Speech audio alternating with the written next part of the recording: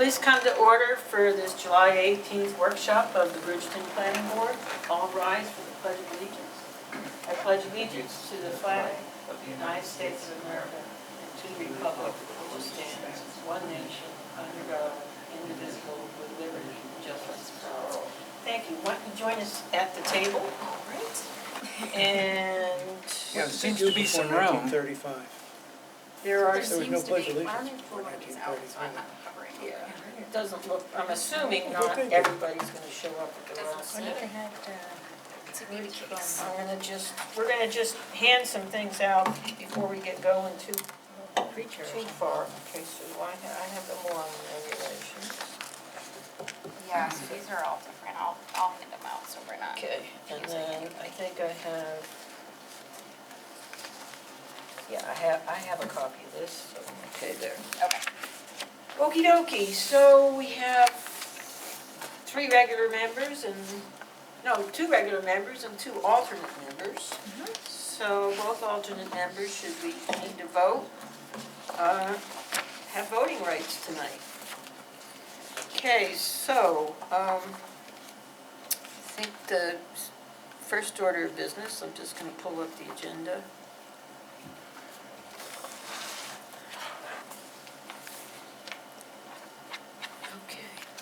First order of business is approval of the minutes of the May 16th workshop. I took a look at them, they look pretty good to me. Can't remember that far back. Well, I take a motion to accept the minutes, moved by Mr. Manson, seconded by Ms. DiPietro. All in favor, please raise your hand. So, you'll want to note that down, but you're busy trying to do things right now. I got it, Madsen, and then. Yeah, I'll just put a little note. I've got it. You got it? I've got it all. Okay. So the Glad somebody does. next thing is the subdivision changes, and let me just sort of, Thank you. as a reminder of where we are and then what Tori and I have done. So we agreed on the language that we wanted in the subdivision changes at our May 16th workshop. And just to summarize, one was to add two new definitions: land not suitable for development and net buildable land. Then we made a requirement that lot size would be calculated to include only net buildable land. And we added a 15-foot buffer requirement for 15-foot buffer requirement for regular subdivisions around the perimeter. So what we've done is in the OneDrive, I think you have a couple of things, and so one is item number, it's called item number 2, or it's listed as item number 2. And those are the changes we agreed to. And then Tori has incorporated those into the land use code. So if it's easier for you to look at item number 2, I did double check her. Are you, So there's two things you've got for this. One is just a summary of the changes, which is item number 2 in the OneDrive under July 18. Right. Okay, it's numbered number 2. The other one is if you go down to the OneDrive, it says Bridgton Land Use Code with subdivision regs. Was loaded up about 4 hours ago. 1249? Where on earth? Yep. I'll show you where we are. That is Tori has modified the subdivision section. Oh, you have it like that, okay. Yeah, see, I go So it to should be- this. I got this one here, that's you, Yep, all right? and then number 2, is I that don't have that. something that it's labeled 2 subdivision proposals? Do you have that on there? Yeah, it's Oh, right probably easier just to look at the land That use. is very strange. Maybe I thought it Yeah. was easier to look at the code sheet. Did you There we find what go. you're looking for? That's the one. Yeah, no, his file system got a little jumbled up. This is much I'm an easier. old-fashioned paper guy, you know? Yeah, I understand. Okay, so your files Yeah. are just not in a certain order, so go to current meeting I like them materials. as Oh, there we go. thumbnails, because then I July can see. 18th workshop. It's always It that way, easier rather to than me reading. to look at it Actually, like what I this. do is if I So, need the it two like the things I'm evergreen talking list, about I'll are print it. subdivision proposals, home. which we've already That makes If I agreed think to. I'm gonna need it Okay, to really refer to and it. then Because this thing, it's, This they've is been an older- incorporated into the code. and it So gives me just, like, we'll go couple through minutes this at a time, first then and it then we'll blanks go out. quickly Oh, go really? to. Oh, thank you. All right, so why don't we just go to item number 2 with the subdivision proposals? Yeah, okay. And just, this is, basically, we've agreed to this, so this is just our last, kind of our last look, if there was something we didn't think of, so forth and so on, because the next step is, assuming there's no changes to what Tori's done in the code, we would call a public hearing. Well, we would let the lawyer look at it, then call a public hearing. These are, so what we have, even though we've got some red in here, Right. The red parts are changes to the existing text. The other parts are total additions. And if you, when we go to the actual land use code, you'll see that everything's redlined that should be. Yeah, Ken? Is it okay to bring up a part of the subdivision regulations? Have we decided on them? For instance, the 5,000 square foot lot is confusing because it can't be done for a single dwelling. Because you have to figure that you have 100 feet frontage, and that means only That's 50. okay, that's okay though, because that only applies for, I mean, that only applies where you have central water and sewer. Well, no, my point is that it can only apply to duplexes and multiplexes. But that's okay, that's what we've done. In the past, we have applied it to all 3, but those were very small lots, as I remember, if you remember the, but that's okay, that might be what's required. Well, my point is that you cannot build on a 5,000 square foot lot in a subdivision if you have a single family dwelling on it. Because that means the lot would be 100 by 50 feet. be 5,000 square feet. Yeah, and you can't build a house on it Why can't you? because it's only 50 feet in depth. Why is that a problem? Well, that's an odd thing to try to get a house in, but But remember, we had the subdivision, we had that subdivision What's the street? off of Troc de Chalot Road or whatever it is, and those were single-family homes on very small lots, like 5,000, and the setbacks are there's really only like 5-foot setbacks between those lots. So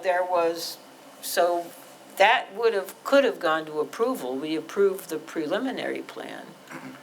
But if it dictates, so how would you solve that, Ken? well, it would just make it that refers to duplexes and multiplexes. That's the way that we've generally been But doing if it. somebody wanted to put a tiny home, wanted to do a tiny home subdivision, which this has actually been, a tiny home park is actually what's been, it's a new ordinance for Bangor. And it's really interesting. So if you have a home can be as little as 190 square feet. So I could see you putting 190 square feet on a 5,000 square foot lot, and you might have a whole set of them. And that would be the setbacks and the, Yeah, they'd still have to follow the dimensional Oh, standards. it was a tiny home was 400 square feet in Bangor.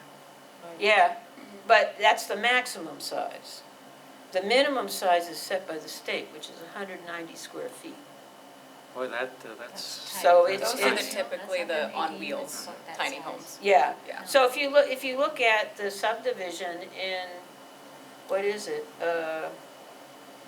So on what's South the- High what- Street, what's the those are state pretty minimum? small lots. What's the state minimum lot size?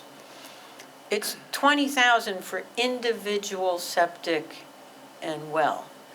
But you're talking about a situation here where you have 5,000 square feet and you have Water and sewer. water and sewer. But is there a number that the state has for that as well?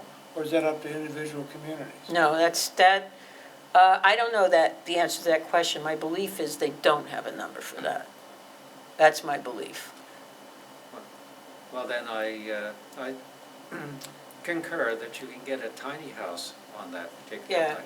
I mean, I think that's very close to what was done by, I mean, if all they can get is duplexes on there, then if, it really depends on the builder, then that's all they can get on there. But they only can do that if they have that, that's really basically cluster housing. Or something similar. But I'm pretty sure that I'd have to go back and look, but I'm pretty sure that the place that's on South High Street, Oh, that, those are all pretty small lots, and frankly, those are all pretty, I was gonna say, I'm not sure all the setbacks or the frontages are correct, but, yeah, so what it means is that, if they can't meet the setbacks or the dimensional standards, then, they've got to have a bigger lot. And to me, that's kind of the purpose of right now what we've got is, it doesn't say per dwelling unit. So you could have, if you're going to have a duplex on a lot and it's 5,000 square feet per dwelling unit, you need 10,000 square right, feet. yeah. Right now, somebody could put, in the outer quarter, could put a 6-story building, 5-story building on 5,000 square feet and a whole bunch of tiny little apartments. Yeah, a little tiny building really going up. Because, nobody's ever, this board has been kind of rigorous in the interpretation, but Don't we have height standards though? we do, but it's 65 feet in the outer quarter, Or 60. which might be something we want to change. How many stories is that? 65 feet be nominally 5, but maybe 6. Depend, because you have to have a peak, right? The peak's going to take up X amount of space, but certainly 5. If you have little people, you can have more stories. I mean, if you look at a 35-foot height, they're usually 2 stories. Usually 2 stories and an attic. Yeah, Attic, yes, right. a peak. So yeah, I think you'd have something similar, because So you might have four stories. it So, depends on how much they peak the roof and whether or not the design is such that a flat roof would be acceptable compatibility, so. so to have a 4-story apartment building, you would need 20,000 square feet. Because you're saying there's 4 units. Yeah, for per you. dwelling unit, you need 5,000 square feet. Yeah, right now, if somebody were to say, this subdivision reg does not define per lot,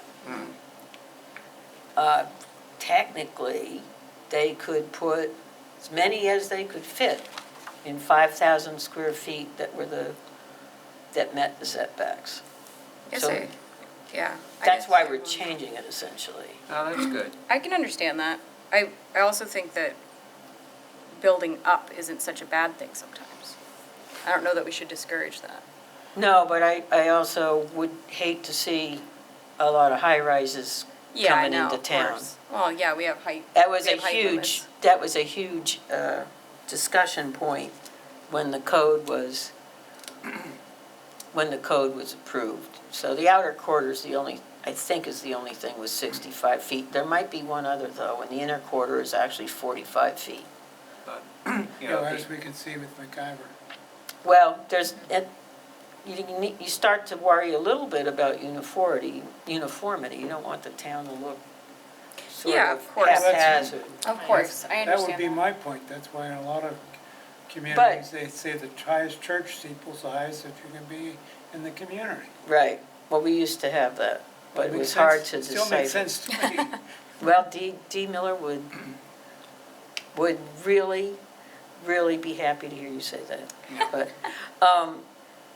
yeah, so, if you look at the inner quarter where Justin's building all the apartments, those are 3 stories high, I think. And that's, the minimum there is, or the maximum there is 45 feet. They're Yeah. probably 40 feet. And their peak is, they don't have as, as steep of a peak as some other buildings. And I think the way those are designed, it works, because they're generally set back quite a bit, and they're clustered together. Now, remember, apartment buildings, this is the other thing you have to remember, is apartment buildings don't go by subdivision standards anymore, they go by site plan. And so in that case, then all of the site plan requirements apply and all of the dimensional requirements apply. So, remember in subdivision, you could actually have a smaller lot than what the district dictates, depending on a number of factors. But you can't do that if it's an apartment building. You have to have the proper lot size, you have to have, the frontages would be dictated by the district, not by subdivision. Those are the 2 big differences. So, I would just say leave it at 5,000. We've always treated it as much as we can as 5,000 per dwelling unit. And, developers will work with it. I guess the only thing I'm picturing is, say you had a subdivision coming in where there's gonna be single family and there'd be, duplexes. And it's top floor and bottom floor, so it's 2 Yeah. dwelling units next to a single family home that's also 2 stories. So the duplex needs twice the amount of land as the single family home, even though they're the same size and they look exactly the same. But you could say from a density standpoint, you're putting more people into there, you're gonna have more cars into there, you're gonna have more traffic into there. And I think, if a developer is doing a subdivision, we have seen like Justin do mixes where he has a street that's single-family homes and then he has a street that's duplexes or condos. And, he's planning on, or has had a concept going up Mount Henry that's last one I saw, and of course he's always generating new ideas. Last one I saw was a combination of townhouses, duplexes, and single-family homes. Right. In one big development. So I think that can work. Where it gets into an issue is if somebody builds, see, remember, they have to have central water and sewer. So it'd be very difficult, it'd be impossible really, for somebody to say it'd be impossible for somebody to actually build that duplex on 5,000 unless they had a subdivision. Right. And so all the abutting lots would be in the subdivision and there'd be a perimeter around that. So anybody buying in that knows what they're gonna be next to, whereas if the lot size required is 40,000 square feet, somebody puts a home on 40,000 square feet, somebody can still put a duplex on that, on the next 40,000 square feet, unless we change something due to LD 2003. But now you've got quite a bit of separation between those two. That's kind of the way, you gotta kind of think about a subdivision, and it has these special requirements to have higher density, which do not exist in the rest of the code.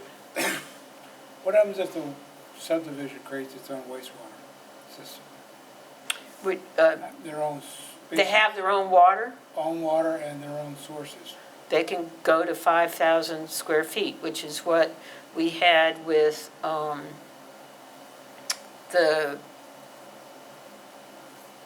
and I don't know if it's in the OneDrive anymore, that's what we had with The mountain one. Is that the one? the Mountain Road, not Mountain Road, commercial subdivision, no. Noodles Eye, Norabelle, what was the name of that? Woodlands, no, Wild Haven. There was a subdivision that was just past Mountain Road.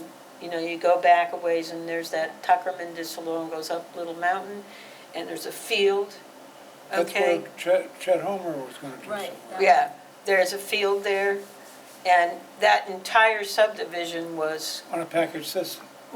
yeah, it had water supply and it had septic, and it was, It was sold as a cluster development yeah, but it was 5,000 square feet per unit. based upon Yeah. cluster development. And I remember them asking us for clarification during the concept stage about, well, how do you treat this? And we basically said, we really interpret it as, 5,000 square feet per dwelling unit. But those were small. And, The lots were small, the units weren't necessarily small, if I remember correctly. they were right up to they They were- basically took almost Yeah, all of. they were all two-bedroom or three-bedroom units. They basically took almost the entire footprint. But they all had 100 feet of frontage. So I think I just wish I could remember the name of it, and I can't. Yeah, I'm looking for it. And it's not I don't think it's in the OneDrive Well, you've answered my anymore. question, honestly, I'm. So I would just stick with the 5,000 square feet, go to public hearing, and see what people have to say. Yeah, it's just, well, one other thing, I noticed that also you have a buffer that you want on the 5,000 square feet, that's 15 feet in the front. No, 15 the feet. buffer is so, remember, if it's cluster housing or, if it's something that uses that 5,000 square foot, Mhm. So that's density. around it. Those, if you look at subdivision, are required to have a 25-foot perimeter Outside buffer, buffer. Yes. okay?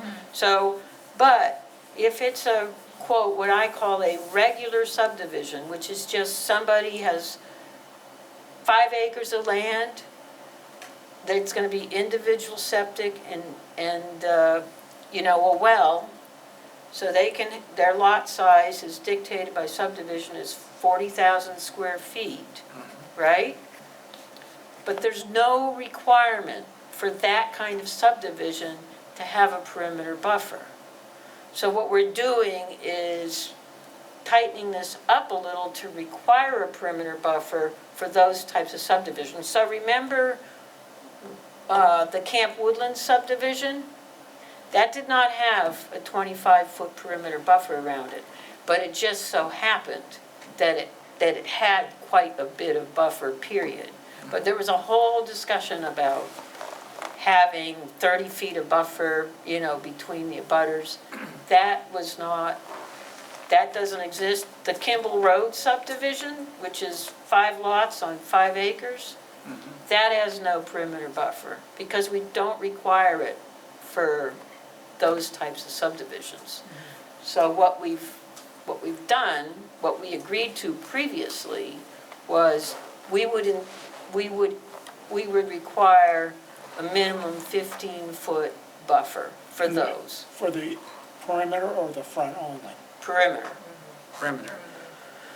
So, And the frontage of the, yeah, so the frontage has to be 100 feet still. no, the buffer is 15 feet along the road frontage.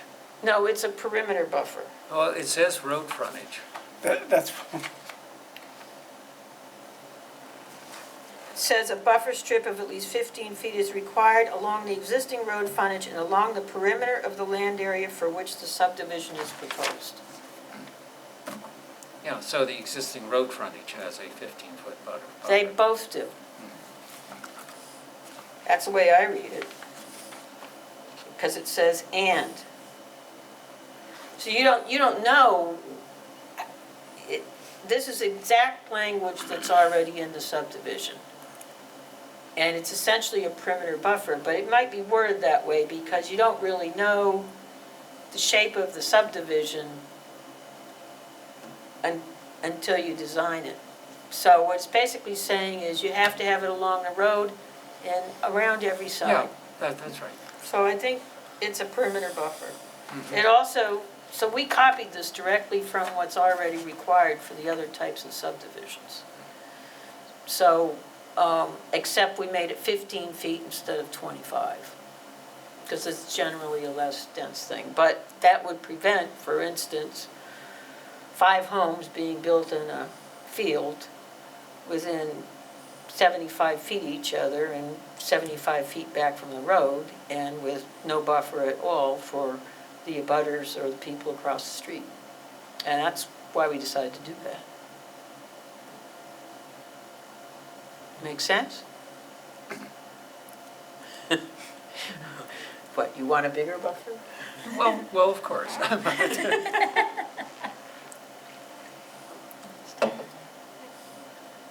So there's really only three things we've done here in subdivision. One is we've defined net buildable land, meaning you can't build on land that's not buildable.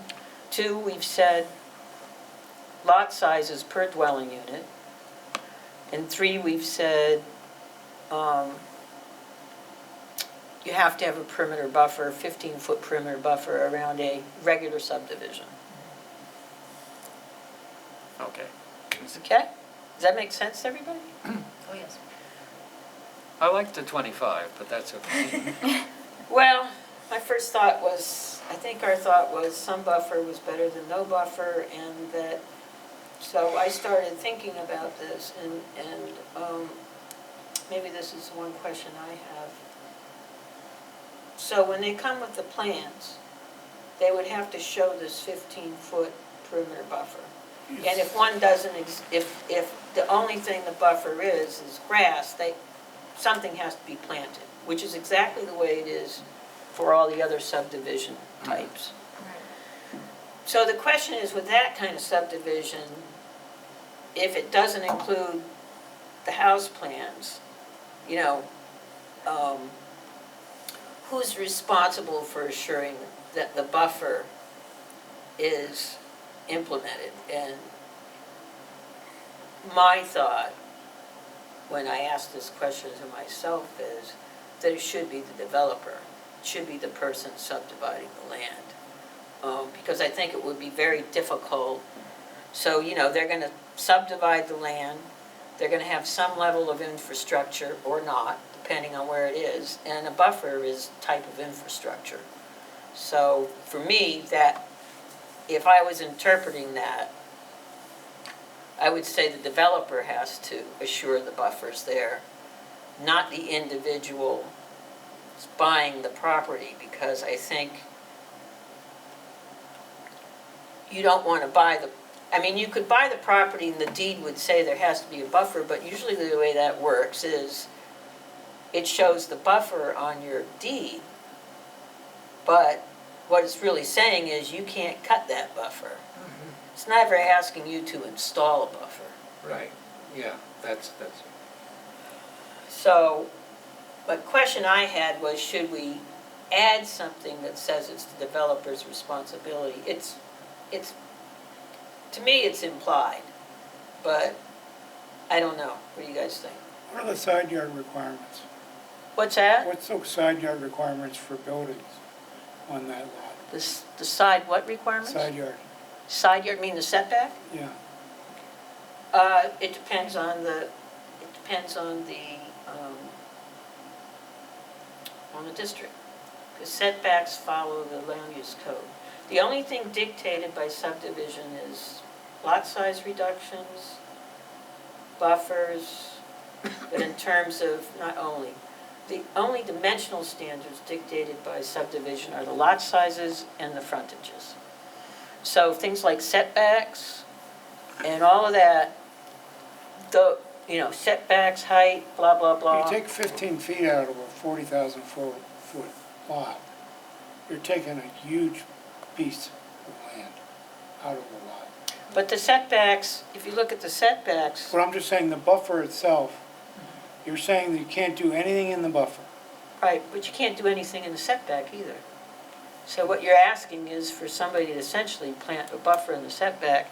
I think when we made this decision, we actually looked at the setbacks in the code. So if you go to the code,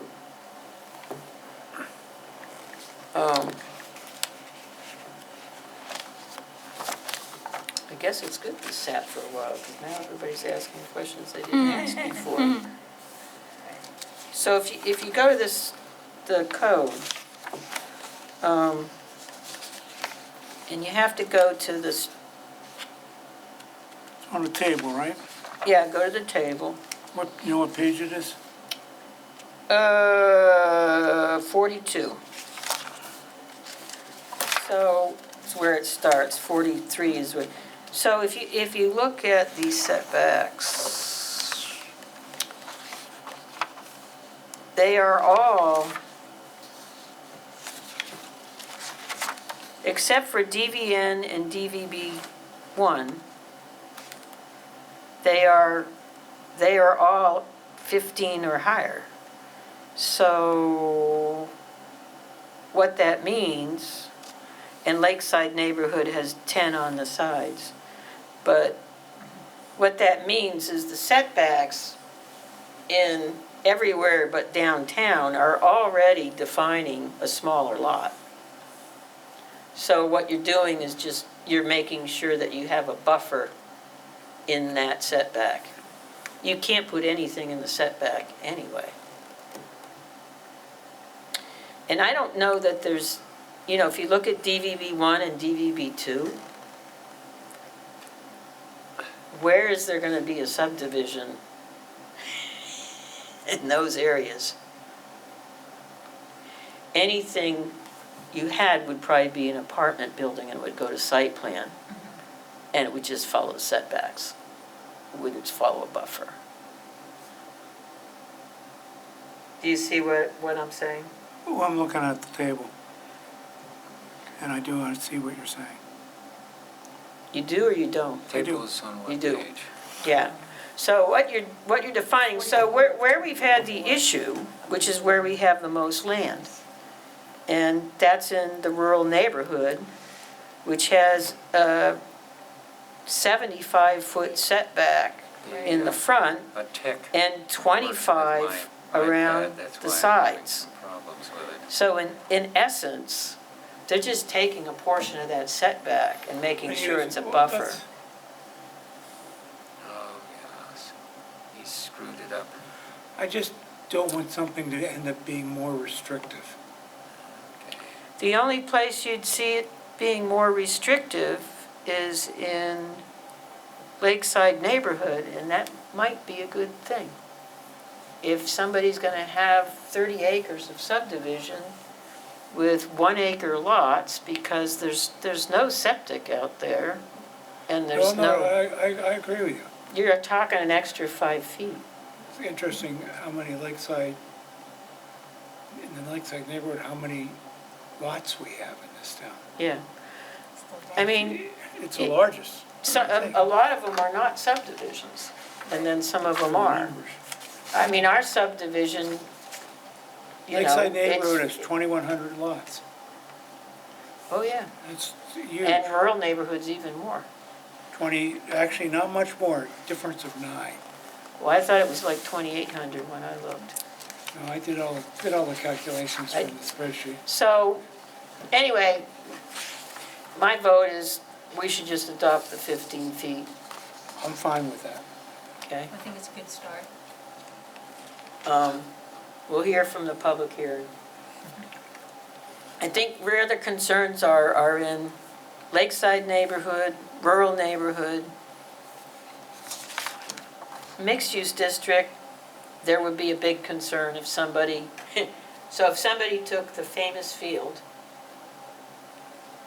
and just busted it into 19 one-acre lots and shoved those all 75 feet away from each road with no buffer because they don't require one, even though if a commercial entity went in there, a buffer is required, then I think we'd have a lot of, first of all, it wouldn't look very pleasing, and I don't think it would follow the comprehensive plan, and second of all, we'd have a lot of aggravated abutters. Do you think Napa could have picked any smaller plants? They'll grow. They have to grow. If you put in plants that are too big, they'll die, especially trees. It was a good year to transplant. You have to start them, you don't want to transplant something too large. They'll grow. Okay, so are we good with subdivision? I am.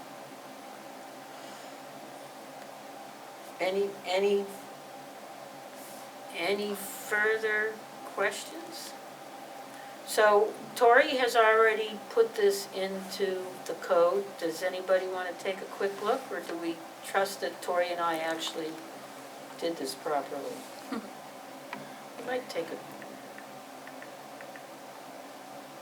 So if you look in your OneDrive and you'll find it. That's the new one, that's 204 pages. What's that? It's the latest version, that's 204 pages. Yeah, I think Creeping so. back up again. This is the new one that we've just Size-wise. finished? You just finished? This is the one that's in our current meeting materials and the Which July is 18th workshop. Oh, 23, 11.6 megabytes, right? Yeah, Probably. it says Bridgton Land Use Code amended 7/18/23 subdivision regs. Yeah, I've got it open. So you want to go to, I mean, I'm gonna have to print a new one for my binders, is that what you're telling me? Not yet. not yet. Not yet. We have to have a public hearing. Well, we have to send this to the attorney. I think we have to. We should, and yeah, and I'm interested for the public hearing too, because I do wonder if we are almost penalizing developers for building, a 2-dwelling unit structure, because you need double the land, even though it could be the same size as a single-family home. That's my only thing with this. I know we don't want high-rises, but, I mean, you could have a duplex that's, first story, second story, that looks like a beautiful single-family home. So needing double the land for that is, Right, but if you need a septic system for each dwelling unit, then you're gonna need enough land for 2 septic systems in leach fields rather than 1.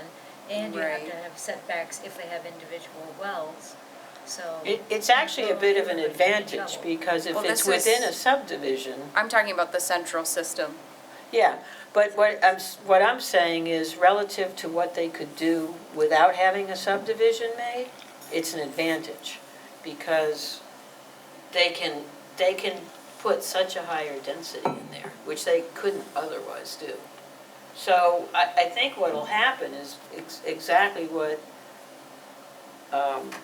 Justin has done sometimes, is he'll have areas where there'll be single-family homes and maybe a duplex mixed in at the end of the street.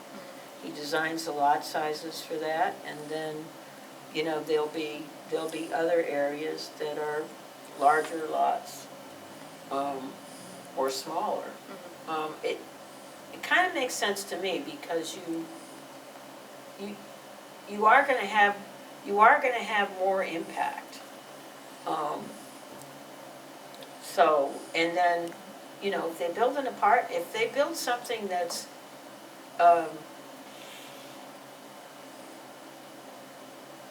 if it's a triplex, it goes to site plan. So I think there's a lot of options for people to develop high density. Okay. It's just the way it reads, I think it might come up, that's all. Okay.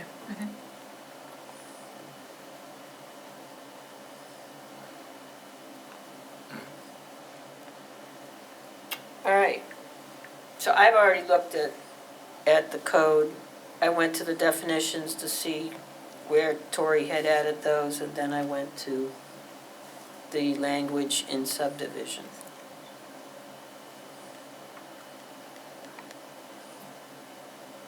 I think the issue we get into is just, if it's only 5,000 square feet and somebody pushes it, they could put all kinds of things on there. And I'm not sure somebody would want that.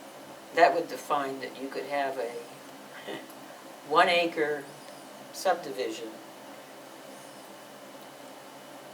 divided in, and I think that would be, technically, I'm thinking of like either end of the histogram. So to think this through, if you had an acre of land, say you had 2 acres of land, and on 1 acre you put a common septic and a well. And on the other acre, if you have 5,000 square feet per lot, not 5,000 square lot per dwelling unit, then what you could have is in that acre, you could just line up, and I'm not saying that I don't like tiny homes. You could line up, 10, you could split that into 5,000 square feet, which is whatever, let's take 40 divided by 5, 8 lots. And you could put 8 little tiny houses next to each other. And that could be done right next to somebody with, a single family home on 2 acres as well. And that's going to be a problem for that person protecting their privacy. And think about the traffic and stuff you're going to have in that one place, noise, whatever. It kind of depends on where it is. But I think that's why something like that is important, as far as I'm concerned. And to me, I look at the balance, which is, what's the most likely thing?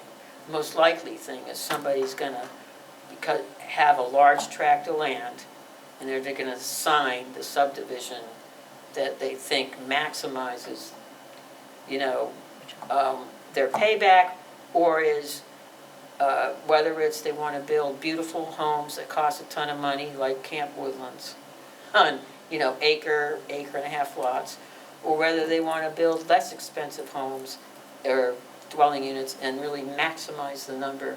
To me, this allows you to do both. You also have the third possibility, which is a homeowner that is subdividing their lot for their family, Right. which is a different scenario. Right. So, Those are the 3 scenarios. yeah, and in their cases, they would have to, unless they could build a common well, and which most families are not going to do, they're going to take, say, 5 acres and divide it into an acre each. 2.5, or Yeah, right. or if they didn't like I mean, and that's the what- youngest son, that's a what it- quarter acre. And that's what I've seen people do in families. They carve off, 5 acres or 2 acres or 3 acres or an acre. Okay? We good? So, Thank you. Yep. I guess that's what happens when we wait a couple months, but we got some good discussion there. So we should vote on sending this to the attorney and sending it, I think it should be one motion, that we'll have an attorney review followed by Public hearing. a public hearing. We could wait, but the intent is to have a public hearing. So moved. Moved by Mr. Mattson, seconded by Ms. DiPietro. All in favor, please raise your hand. 4-0.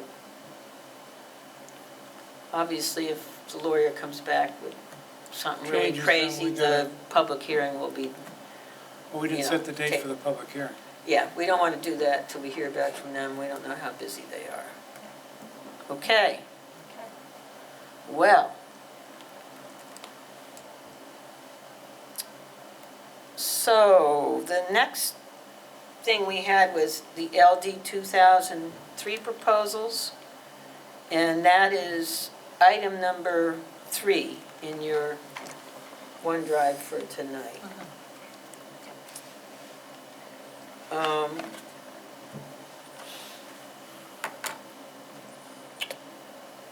Number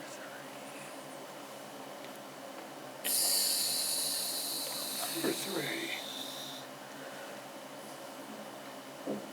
So these are basically what we've agreed thus far. And, which the last meeting we had was May 16th. My primary thought on this is there's probably a lot of different things we could look at, but I think we should get a lot of public input on this as soon as we possibly can. And get the lawyer to look at what we want to do as soon as we possibly can. And then just have it be an evolving process. I mean, what's the rest of the board think? Well, what's our timeline? Well, we have to be done, we have to hand this to the select board no later than the middle of March. And that means we have to have had our last public hearing, should we need more than one, very early in March. So if you want to build some buffer, we really ought to have our public hearing, our last public hearing, the third week in February, which is would be a night for ordinances. And that means that the lawyer would need to give us that by early February at the latest. I mean, they could give it to us a week before, but I think we would want it 2 weeks before. So that means we probably want to have finalized what we want to do by December, in case we decide we need 2 public hearings. How much money have we spent already? 'Cause About 13 or 14,000. and we can get 10 back, correct? Which I did submit for already, so. All right. It was 10 grand, right? That- Yep. our total. We're eligible for 10. for 10. Yeah, and I know other towns have other towns gotten money already? I don't think anyone's gotten money back yet. So the original estimate was $27,000, but we get to apply for more, right? In the following, I haven't heard about more. well, I they didn't- said they had I a didn't see that budget, they were gonna approve more in the next budget.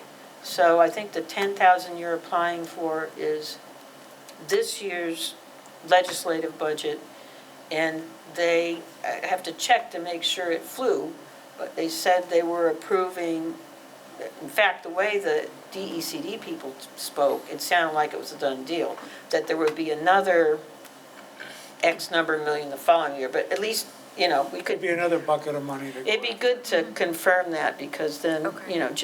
but originally the attorney said $25,000 to $27,000, and that assumed that this board would do some of the heavy lifting. And that's assuming if it's 27 and we spent 13 or 14, we got another 13 or 14 to spend.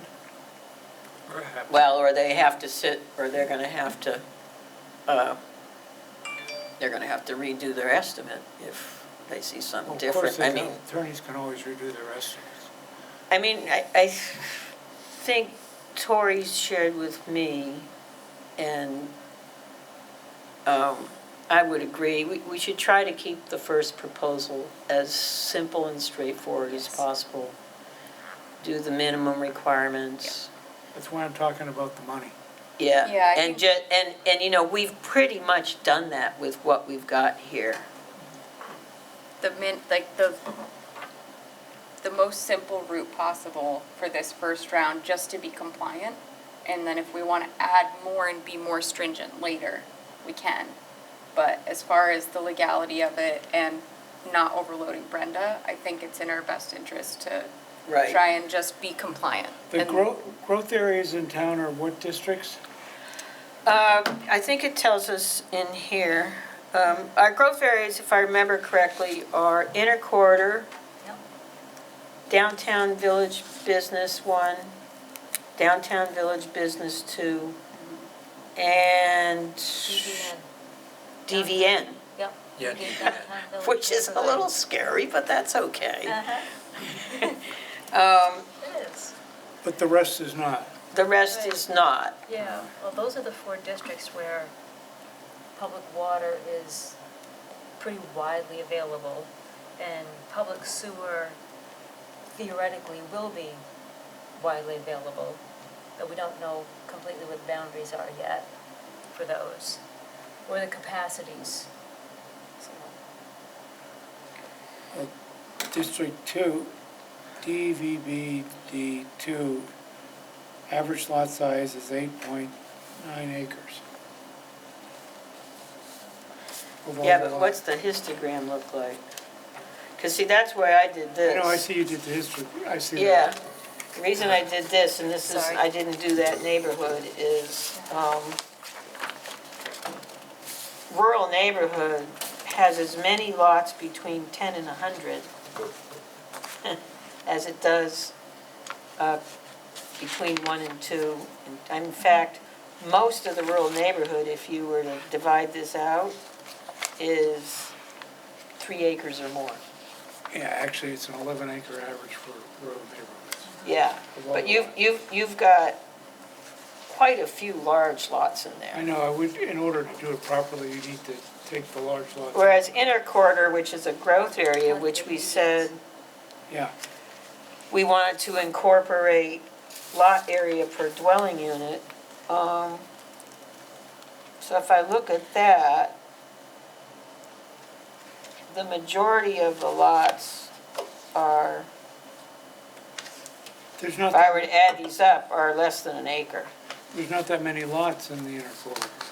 No. There's 86 lots. But if people tear things down and they want to build a, am I missing a page? Are you? I might be. I've got those 2. Yeah. I don't have, what did you? yeah, I think Rotz Rolf's, That's mine. Yeah. Oh, okay. he did some homework. You did. You'll have Okay. to steal it from him. Yeah. So what we had decided earlier was, we would, Lots, total and I acreage. wish I had brought my Service code district, with me, average but I size. didn't. Oh, cool. That's okay though, I just look up what you have What I'm here. looking at, yeah. I'll have to do the same thing. So I think, like, the biggest decision we need to make is lot area per dwelling unit. That's the biggest decision we have to make. And Talking the, about regular dwelling unit, not an accessory dwelling unit. correct. Right. So the only, I'm not sure about the only, but one decision we made was that in the rural neighborhood, which has got a 2-acre minimum, at the very least, we would have you would be able to have 1 acre per dwelling unit. So lot area would be 1 acre per dwelling unit. So we were gonna define 2 things. One is the lot size of that district, which exists already. And maybe we were gonna change it for rural neighborhood from 2 to 1. But maybe we should leave the lot sizes in each district alone for now and just define lot area per dwelling unit. The one reason we were changing, I don't know, the one reason we were changing the rural neighborhood from 2 acres minimum to 1 acre minimum was a couple reasons. One is anybody with subdivision can go in and do that anyway. And so what it means is the regular old guy who just wants to build a house on his land has to have 2 acres or more. And we felt like that was intrinsically exclusionary. And then remember, we also got a grade from Cumberland County. Yep.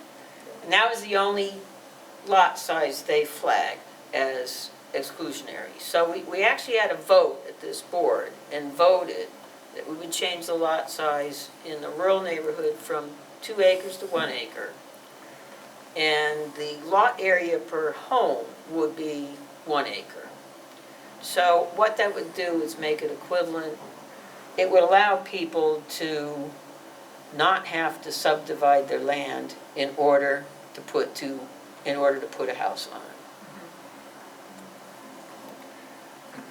Just So, something to think about, since we're going to a buildable area. for subdivision, Just for subdivision, yeah. okay.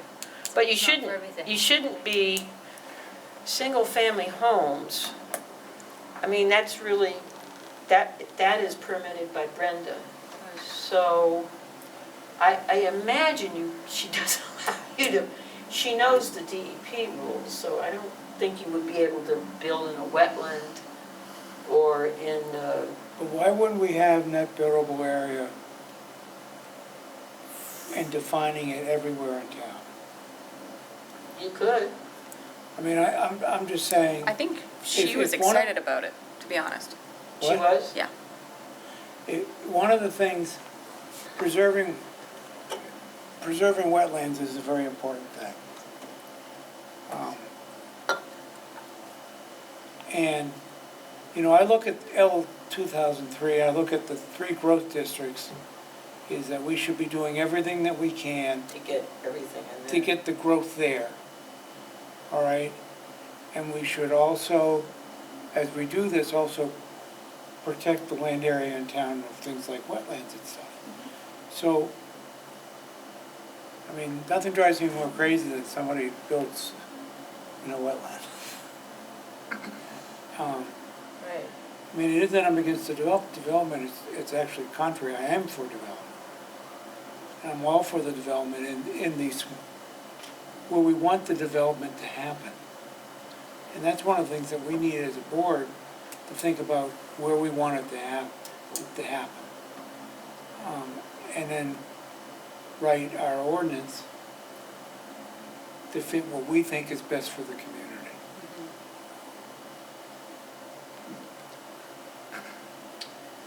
I'm okay with it. Ken? Is there any interest in dividing up the rural neighborhood into 2 different districts? One that encourages 1 acre lots, more intensity of development, and another one that is less intense and much more rural? I mean, I would be okay with that. I'm just not sure we can do it In time. in it. I just think that would require a lot of research. Well, although you have a concept, I think, so why don't you tell us your concept? Well, I haven't done the research properly, but there are areas in town which are particularly rural and should be preserved, and larger lots are the way of preserving them. And other parts of the rural neighborhood which is, available for much more intensive development. But you were thinking the closer the rural neighborhood, because it's a big area, Yes. you were thinking the closer it is to,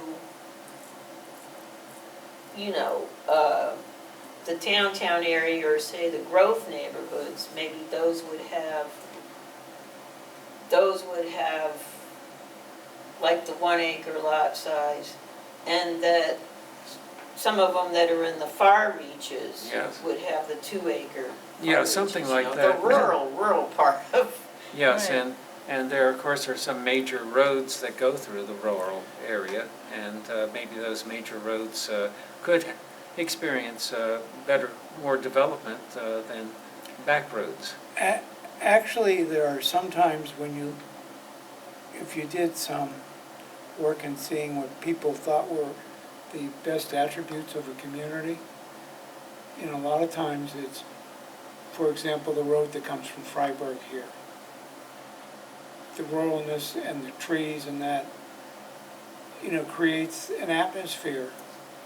well, we said in the comp plan, we want to retain that. Well, that's what I'm getting at. What I'm getting at is, and I don't necessarily disagree with you, Ken, either. But I think, you know, when I think about some of the nice things about Bridgton, it is the rural neighborhoods. And it is, you know, we're living in the foothills of the main mountains. And that's why people come here and build homes here and live here. Yeah. And that's one of our better attributes also for the community that brings people into the community. Yeah. So we need to make sure that we maintain that. You know, I don't want to see, for example, 302 in or in all of the community, the entire, you know, from Freiburg to Naples. Right. We have homes every 40, you know, every 100 or 200 feet on the road, development going in there, because I think that would be it, would look like Wyndham. Not that I think Wyndham's bad, but I Yeah, prefer, be careful there. but I prefer, Well, yeah, see, I just think it might take a lot of, well, you almost could, that's you know, what my point is. The Yeah, arguments that would go on that, especially when we did public hearings, would be intense, I think. And the other thing is, honestly, because this is a political thing that we're doing as well, because we're trying to get the electorate to vote for something, that would be a very difficult task to make sure that it gets done. The simpler that we make it, the better opportunity we have in having the thing go through. I As long agree as it with that, meets what we're too. trying to do. I agree with that, and also, I mean, when you look at rural neighborhood too, you have an area like Knights Hill that, you know, is pretty dense. Yeah, Yes. And so you'd want to build off of that density. It's an area, it's a hub, and so you wouldn't want to discourage more development where there's already a hub, I guess, That's is my where it thought. gets, and yeah, that's where I'm actually just saying it makes gets a neighborhood, I extremely think, but it's got difficult. similar. Yeah, That's why I'd like to see 2 different districts in rural neighborhoods. yeah, I agree that rural neighborhood is too big. Yeah, it is too big. The Yeah. question is it too much to bite off Yes. for June?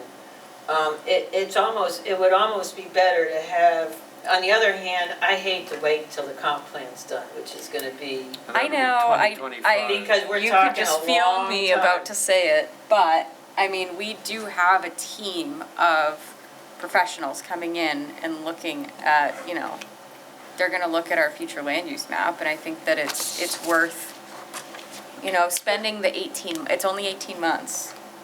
Well, That's our I'm just- timeline, so. Or, you know, I think to start, where we already have defined growth areas is where we should concentrate our efforts in, Right. all right? If, after the comp plan is done, and there's other things that we should take a look at in changing things, that's when we should probably do it, because the other part of it is, if the comp plan's approved, we've already gone through part of that political process. We have the public buy-in. But Right. the other thing you could do is run a little bit of a parallel path, so that, where do you think the comp plan will go for a vote? June 2025? Yes. Says that. Yes, very quietly, yeah. So, So you, depending if you could follow some, project management days, some simultaneous paths or slightly offset, you could have part of the, have information being fed to a subset of the, you know, or to the actual, whatever, the comp plan committee could be fed some information and work with the consultant to maybe have those lot sizes, or to have the rural neighborhood district, quote, broken up, to have that maybe come in November, you know, or certainly by the following June. And then, but I do worry about in between. And I mainly worry about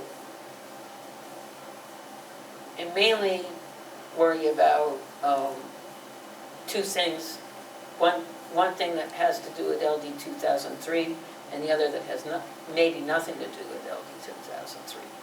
So LD 2003, I really feel strongly that in the rural neighborhood, and I know it's not popular necessarily, that those 2 acres is, you know, it really puts the homeowner at a disadvantage, because any developer can come in and make 1 acre lots and put a house on it.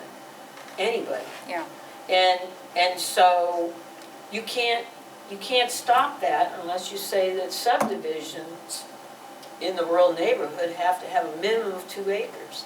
And we could maybe ask this question, because that would be the way to solve it. You could say subdivisions in the rural neighborhood must have a minimum of 1.5 acres or 2 acres. I'm not sure it's legal. But we should maybe ask that question, because that's what's caused a lot of the problem. It's a good question to I think ask. it should be asked. Are you saying instead of going to 1 acre for your average homeowner? Yes. I'm saying maybe you go to 1.5 acres, and you also say that subdivision has to be 1.5 acres. Become So consistent. that everybody's Right, on everybody's on the same the same footing. Yes, My- yeah, that's reasonable. Yeah, And so you'd be lowering the lot size somewhat, and there's a ton of lots that are okay there. But you wouldn't have situations where somebody can buy 5 acres abutting somebody that's on, say, right now is on 1.5 acres to 2 acres, and just line them up right on a public road without any infrastructure. We're gonna put the buffer in. But I don't know if it's legal. But, you I know, think you we could should find basically out. say 60,000 square feet, Right. which is less than 1.5 acres for everything in that area. Well, But don't- then you're saying that subdivision, has to follow the rules of the rural neighborhood only, and I'm pretty sure what the attorneys are gonna say is, well, if you're gonna do it for that area, you have to do it for the other areas. Because I do remember one of the concerns that legal voiced was, and you might remember this, Ken, is when we did the consolidated code, when we did the code first time,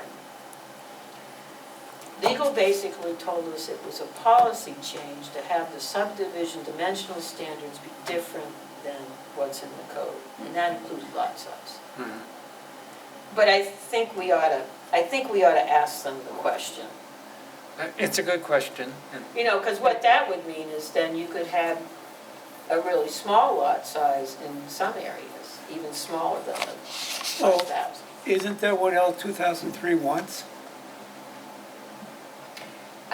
Well, I mean, in a growth area, isn't it what they want us to do? but in our growth areas, the only one that has less than 5,000 square foot, But I'm Yeah. just saying, Yeah. the overall concept of the yeah, that law conceptually, yeah. is to, But my question is, should subdivision really, except for the common water and common septic items, should it follow the lot size that's dictated in the code for all the districts? I think that would prevent a whole lot of confusion. It probably would. It would Yep. probably, there would be some folks that would, Well, it's, that are, maybe a developer might not like that because if they had 10 acres and the lot size has to be an acre and a half instead of 2 acres, then they're only gonna be able to make 7 lots or something, 6 lots instead of 10 lots. what about your But lot? it also protects the rural nature of the rural neighborhood. Yeah, well, that's important. Well, I'm just An saying, access kind of thing. I prefer the when one you're talking about the lots that I you think have, I think it's good to be They're huge. consistent, but Right. and I think I those, prefer and that. those, if, I'm just talking about, I remember Kathy talking about her lot, that she's got a big lot. And she's in an area of the town that we want. Growth. Right. So we, honestly, if that's what, if that's what we want, why make it, we should make it easier for development or growth to occur there than, for example, out in the middle of a rural neighborhood, in the middle, godforsaken place. Right. Because- And it is pretty easy, if you look at the lot sizes, it's very easy in that area. I mean, and there's also 20,000 square feet. cases right? where somebody could divide a lot and build a house anywhere in the downtown area. But it Yeah, I gets mean, to- I'm just saying if there's, I'm not saying anywhere, but where the dimensional requirements can be The question met. gets back to is, how large of a lot size do you want in a rural neighborhood? And can all of the lot sizes in subdivision match? So what that would mean is unless they have central water and central sewer, the minimum lot size has to be the same as what's in that district. There's 2 separate questions there. Because I'm not sure you can change it for just one district. No, actually, I bet you that would be, you'll get an answer that that would be arbitrary. Right, All right? right. Whereas if you're doing it for all, It you would be would probably be allowed to discriminatory. do it. Yeah, Right. Whereas if you separate it out into growth areas, which are designated growth areas, because they have the access to these public infrastructures of water and sewer, versus the districts that don't have those amenities and probably won't economically get those amenities, then that provides you I would assume, a legal basis for some of this. right. And that gives. That's a good thought. And that gives development, because the other thing about development there is the cost, trying to find affordable housing. The cost is less in the growth areas of the town to develop, because you're gonna, I mean, if we did an analysis, I'm sure it would come down to be less expensive. And that also comes back again to what they're trying to make us do with the law. So, and I personally think that, you know, when you look at the median income of Bridgton, which is, as you know, is not very high, finding affordable housing, especially for people that are just starting out or that grew up in the town and trying to live in town, those, you know, in some ways the community's got a responsibility to have a place for them to be able to stay in town if they want to. And that's part of, I've always believed that. And that's, in a sense, that's what this thing is trying to do. Yeah. So your lot sizes, the essentially DVB 1, DVB 2, DVN inner quarter, which are all growth areas. I think it's those 4. So the largest lot size is 40,000 square feet, but as soon as you but remember, you can put an apartment in there with as many apartments as you can And that's fit. fine. And you can also subdivide that land down to as little as 5,000 square There's feet. 700 lots in all 4 districts. So, you know, when DVB 1 is 2,500, DVB 2 and DVN are 20,000. So that's essentially the size that allows somebody to have a septic and a well on their lot, except downtown, which, to your point, has Public. central water and cell. And then you got outer quarter at 80,000, mixed use at 80,000, rural neighborhood at 80,000 for residences and 40,000 for commercial businesses, which I just maintain is extremely unfair. It doesn't make Yeah, it sense. doesn't make sense. It made sense when they were talking about it. They were thinking of little mom and pop stores, Ah, okay. yeah, on the 40,000, and then homes Okay. would, But why didn't they Right. make the mom and pop stores that require parking, more parking than a home? Why didn't they, in a sense, Well, that's, make doesn't them make do sense. that instead of penalizing the home builders, saying, well, for you to have enough space between this, it should Shop. be reversed, of course, yeah, Yes. logically speaking. Right. so I think the only thing we've really been talking about that we want to change lot area per dwelling unit, and the only one we've talked about extensively is rural neighborhood, where we're proposing an acre for lot size and an acre for lot area per dwelling unit. Remember, we were gonna have two things. One was the lot size, one was lot area per dwelling unit. And I know you don't want that, Yeah, no. but we did take a vote on it, so it's really, Mhm. at this point, we should probably stick with it unless somebody has a strong argument to do something else. And we can define it as an acre. If you want to have it an acre, it'd be 43,560 instead of 40,000. Well, at least that's something. I mean, I personally don't have a problem with that. The other thing is that I think at the same time, I guess commercial businesses already have 40,000, so honestly, to me, that should have been reversed. I would not want, now, I don't have a problem, I have covenants in my neighborhood, there's never gonna be anything commercial next to me, okay, or next to, so I have, we have privacy in our neighborhood, so forth and so on. But if I was out on Upper Ridge Road and somebody plopped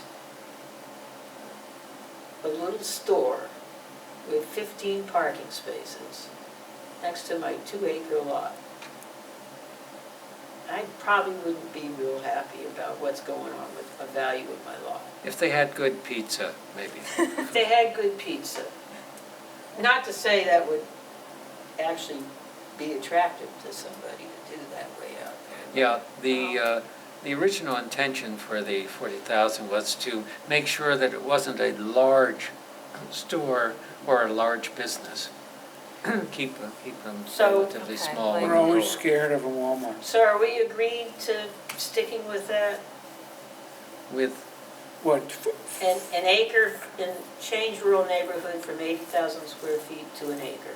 yeah, And that the lot area per dwelling unit is also an acre. but let's also find out what Yeah. what we can do, because that may, Right, so let's start with that.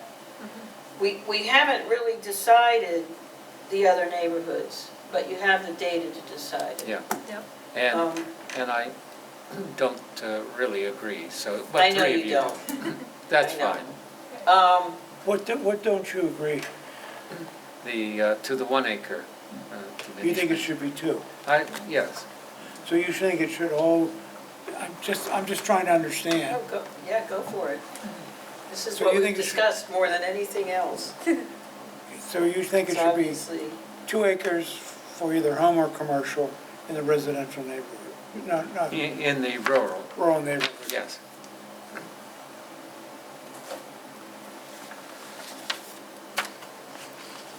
That, a 2-acre lot keeps a lot more trees on it. It looks much less crowded, much That- less dense.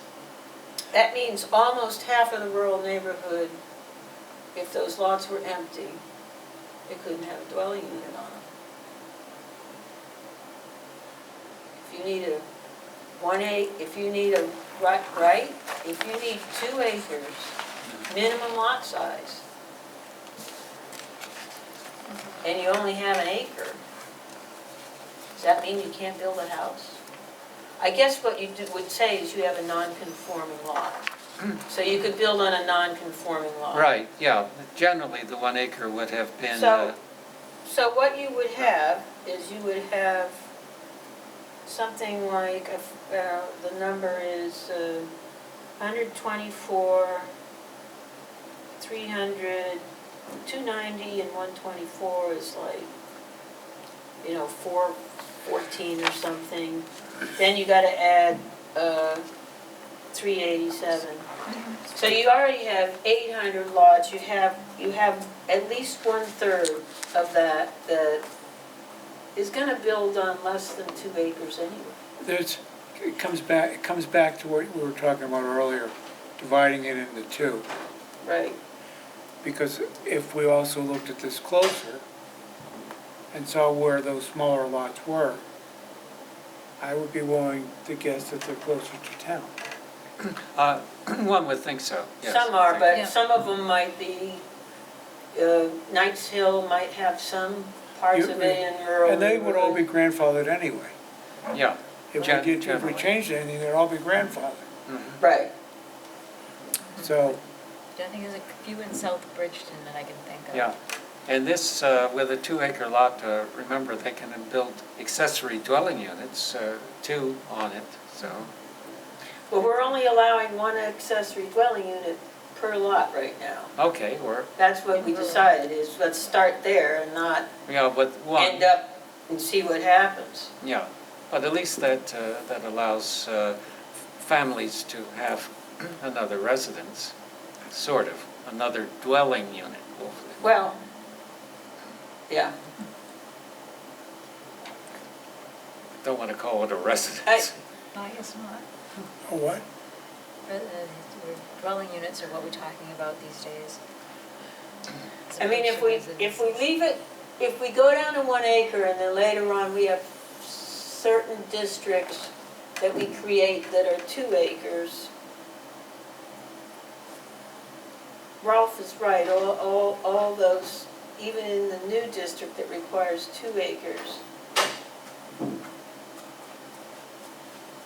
if it exists as a lot, well, if it's a 2 acre lot though, it fits. 2 acre So lot it's only the would ones be a less than conform, 2 be only acres. be the non-conforming lots would be Yeah, grandfathered. but you already have those, so there wouldn't be any more well, Could there if you be- change it to 1 acre, then only the 1 acre ones and lower are non-conforming. But then if you take a district, you split up the district, and you have some part of the rural neighborhood that's 2 acres, everybody that has a 1 acre lot, the question is, if it's a new district, and they're less than 2 acres, do they become non-conforming? And I think that they do. Yes, I would think they would, yeah. I think they're non-conforming in their grandfather, they can exist. Yeah. Right, so you probably want to pick the rural areas that you're gonna dictate to be, if we go to 1 acre per lot and 1 acre per dwelling, then you probably want to make sure that those, like you said, whether it's in the far reaches or whatever, but those large lots, you hope they're not the ones all real close to town.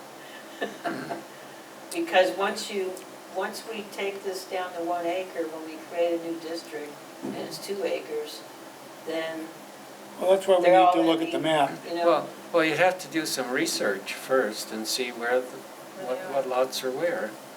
Where are the bigger ones and where are the smaller ones? I mean, the other thing we could do, although we voted not to do this, is leave it at 2 acres and say 1 acre per dwelling unit. And what that means is that somebody can Put 2 dwelling units. put 2 dwelling units on 1 acre. The only disadvantage that they have is that, but they can just do it outright. But if they wanted to subdivide their lot and sell an acre, they can't do that.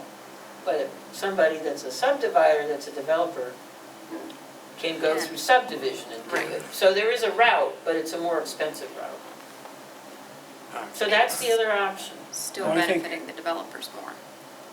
Yeah, it still favors a developer more. Yeah. Because a guy that has 3 acres is probably not going to want to, unless he has family, to build 3 homes that are still on the same acreage.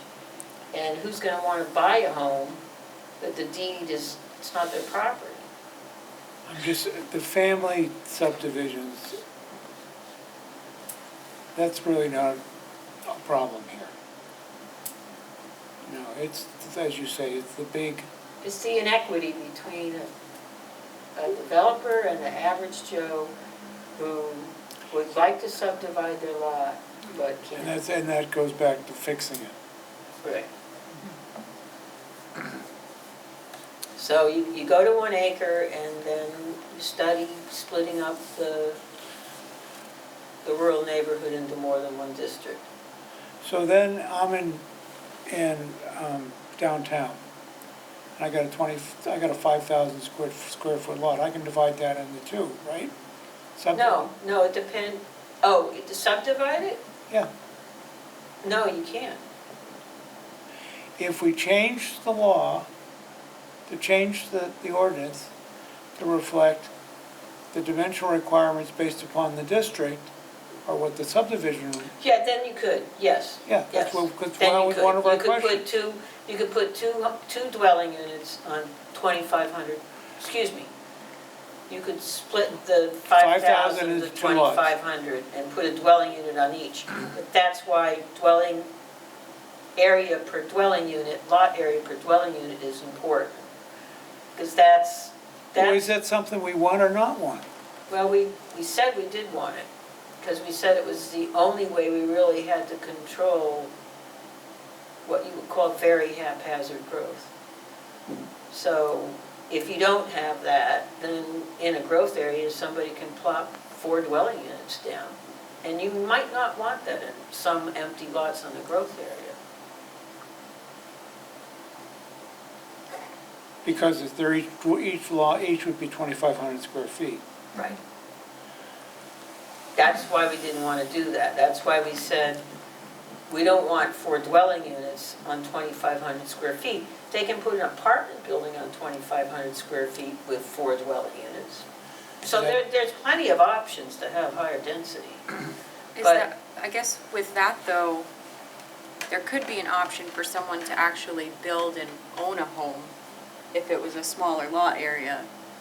But if we're allowing apartments over individual smaller homes, it is almost It just- incentivizing more developers to.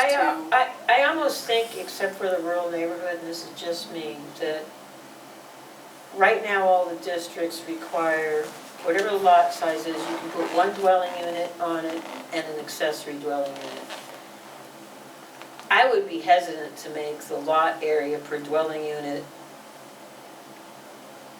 smaller than the lot size, What's the minimum because lot? we don't really know what's gonna happen. What's the bottom minimum line. lot? What is the minimum lot? Where, That's on my sheet. I mean, to me, I think we should look at the districts and make that decision, like we did with rural neighborhood. I mean, because otherwise I think you're just rolling the dice. We haven't done enough analysis. No. Ken, Well, I think the whole law's about rolling the dice, by Wait. the way. that can't, Yeah. Would it be? you're rolling extra dice. is Real my- lot of dying. Would it be simpler in the rural neighborhood to say, to increase the lot frontage to 150 feet? And say you can have an acre, how deep is an acre with 150 foot? They already need a 75-foot setback in a rural neighborhood, and they need 20 or 25 on each side. And if you add net buildable land, Yeah, then you're, You know, not everybody's gonna be able to build on 1 acre if it's got half of its wetland. but I'm thinking it might solve problems of saying you can have 1 acre but 150 square feet. How deep is that? Be about 300 feet deep. Oh, that's pretty good. 190, How many? 190. Yeah, so it's almost 200 feet. Yeah. So I that's a mean- pretty good buildable lot, and yet it would preserve more of the rural neighborhood. 150-foot frontage is better than 100-foot. You have Well, less yeah, I density. mean, you already have some protections, and this is why we added the buffer for the subdivisions, because there's no protections. Mhm. So you already have minimum lot frontage of 100, which is what a subdivision has. You have a minimum lot coverage spec. Mhm. That's gonna keep somebody from, you know, filling up things. You're gonna have to leave some land. And they have And to, then you have a 75-foot setback line for a single-family home, and then a 25-foot setback line from all the others. And those are the highest most restrictive setbacks in town for 80% of the town. So, I don't know, moving to an acre or 40,000 square feet in the rural neighborhood, and also defining that to be per dwelling unit, or and, lot area per dwelling unit, Mhm. to me seems reasonable, especially if subdivision now has a buffer requirement. yeah, does that also include buildable area has to be an acre? Yeah, well, buildable area, yeah, if we put that in there. Well, that would work. So I make a proposal, we stick with what we already decided in the rural neighborhood, and the comp plan committee looks at breaking that breaking that up into different districts. Mhm. That we leave the setbacks as is, but that we have to say somewhere in the code that your lot area has to subtract net, your lot area has to be the net buildable land. Yeah, Right. that would be good. So, does that make sense to everybody? Remember, this is gonna go to a public hearing, and Mhm. hopefully to a lot of public input. Right. So if And somebody Brenda's has got- and 3 Brenda's got all acres the with water- 75% Wetland of it stuff, being. right? Yeah. Does that make sense? You said Brenda would look forward to that? No, I said Brenda has all the wetland maps. Yes. Yeah. What I would say is we should add it, and then if, Brenda's got a little, from a technical perspective, she knows more than we do on that, and let her react to it. And personally, I think in the other neighborhoods, the dwelling, we should study it, but I would leave the lot sizes as they are, and I would say dwelling unit, lot area per dwelling unit should be the same as the lot size, because you are gonna get to have an accessory dwelling unit. Otherwise, I think, I just couldn't predict what's gonna happen without further study. And maybe you just go to that at public hearing and can get input. We can have a parking requirement for a dwelling unit. We can't have a parking requirement for an ADU. Not for accessory dwelling. Right, not Yeah. Yeah. the accessory No, one. that's why I said you can have it for a dwelling unit, but not for an ADU. Right, but what you have to remember is, we probably have to make sure when we add that we're gonna have parking requirements for all the different types of commercial structures too. Otherwise, it will be seen as, I already told you earlier yeah, I know. that I will Just saying. take the time to write up the parking. Okay. Yeah. If you have residences, what do you say parking area? What about garages? Is that considered a parking area? Well, yeah. Yeah, so almost all places want to have a garage, so they have a parking area. But if you have an accessory dwelling unit, Then You don't. can't require off-street parking Right. for an ADU. That's right. Okay, so Ralph has the task of coming up with parking standards for residential and commercial. Okay. He volunteered that. Oh, And he can work with Tori or whoever he needs to work with. good Okay. volunteering. So, I think it's and something that Tori, we need in hopefully, town big hopefully, time. hopefully you're capturing some of this. Okay, It yeah. might be, we have an agreement on the rural neighborhood. So a proposal on the table is, for now,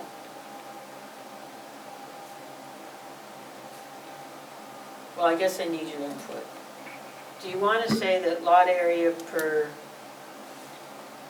dwelling unit will be the same as the lot area in all the other districts? Or do you each want to do your homework and study your district and determine it? And maybe it should be the latter since we have the data. So let's I'd like not to- make that determination tonight. Okay. I'm good with that. You might come up with the same number.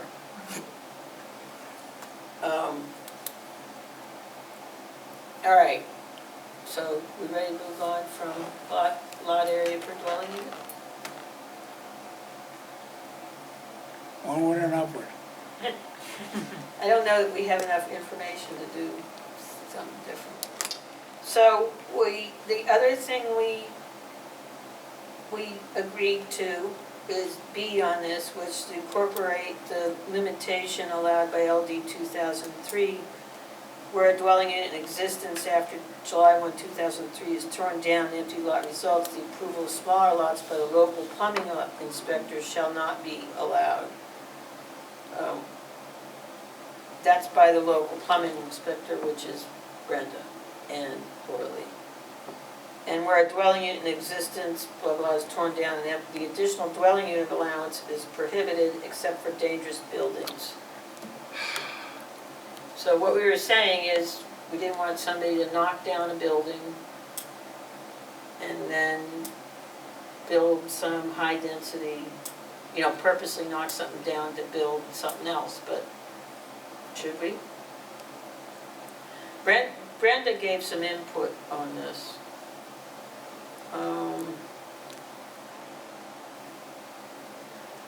I find section B, I find the statement to be a bit confusing. Is it stating that if you have a lot and tear down the structure and it is smaller than the current dimensional standards, that it will become an unbuildable lot? If so, I disagree with this. She totally disagrees with it.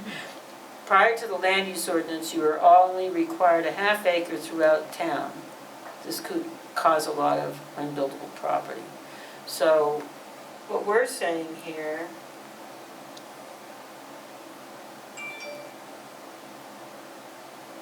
this is basically saying the local plumbing inspector cannot approve a variance.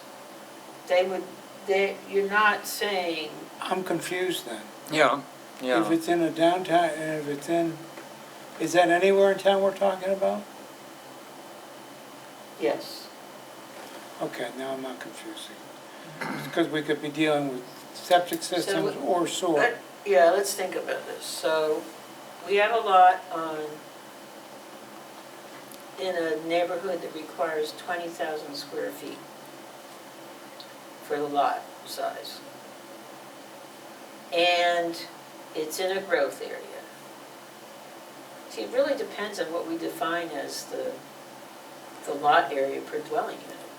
So if we said in that growth area, 20,000 square foot lot would have 4 dwelling units on it, and I'm not saying we're gonna say that, but if we said that, what this would mean is we are prohibiting somebody from knocking down a big old house, or no, excuse me, wait. Yeah, you're gonna tear down a big old house and put 4 houses in its place on 20,000 square feet. I just don't see why we wouldn't allow that. Well, if we say we want 20,000 square feet per dwelling unit, then, nobody could do it. Now, the alternative is that when we ask DECD, and I hear what Tori's saying, when we ask DECD,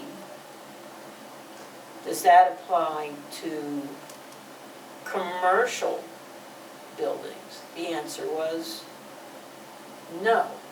So somebody could knock down a commercial building and put their 4 houses on. Ken? Yeah, just wanted to say that the wording of B1 is a little vague. Does it mean that the approval of the division into smaller lots is, will not be allowed? Is it the division of the The lot? plumbing inspector can give a variance for lot size. So it's saying the plumbing inspector cannot give a variance in that case for lot size. Yeah, it means. That's what it's saying. Yeah, that it can't be divided into smaller lots. Is that what it's saying? No. What it's saying is if the lot size that's required for a dwelling unit is 20,000 square feet, they have to go to the appeals board for a variance, not to the local plumbing inspector. That's what it's saying. So if they build on the footprint of what's torn down, then that's something different. That's non-conforming. And that's allowable. Correct. Could they put a 4-unit apartment building on it? On the same footprint. In the same footprint. They build up and do the four dwelling units, I guess, but then it's an apartment, And they'd then have it's the height allowed restriction, anyway. but, or maybe they wouldn't, depending on how big that old house was. There's a few in town that are pretty. You mean, then it's allowed anyway, as opposed to 4 separate dwelling units? Correct. Yeah. But, assuming that it meets all the site plan requirements, which will kick in for parking, they won't be able to, and all that all the other stuff, access, so forth and so on. Or if someone wanted to just do 2 dwelling units, you're saying So- that's not allowed? By Brenda? If it was in a non-growth area, correct. This was clarified actually when they did the rules. If a lot does not, this is just for the dwelling unit allowance, so this is just for having more than one dwelling unit on a lot. If a lot does not contain an existing dwelling unit and does not meet 1 or 2 above, which is, it's in a designated growth area and served by central water, so forth. A municipality, wait, I'm in the wrong spot, sorry. Sorry.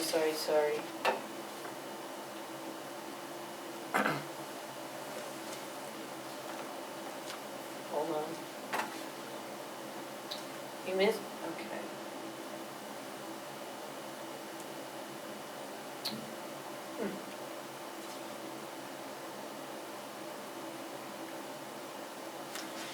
Hold on. I wonder if it disappeared in the final rules. Okay.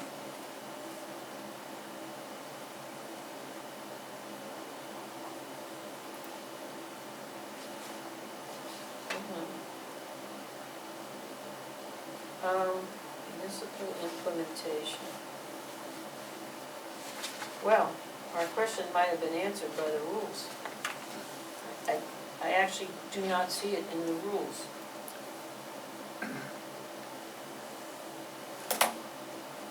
Under dwelling unit, it doesn't apply to affordable housing development, so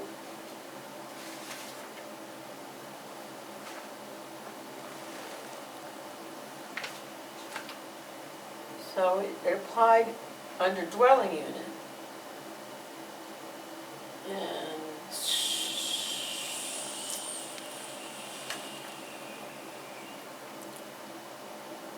yeah, I don't see it anymore.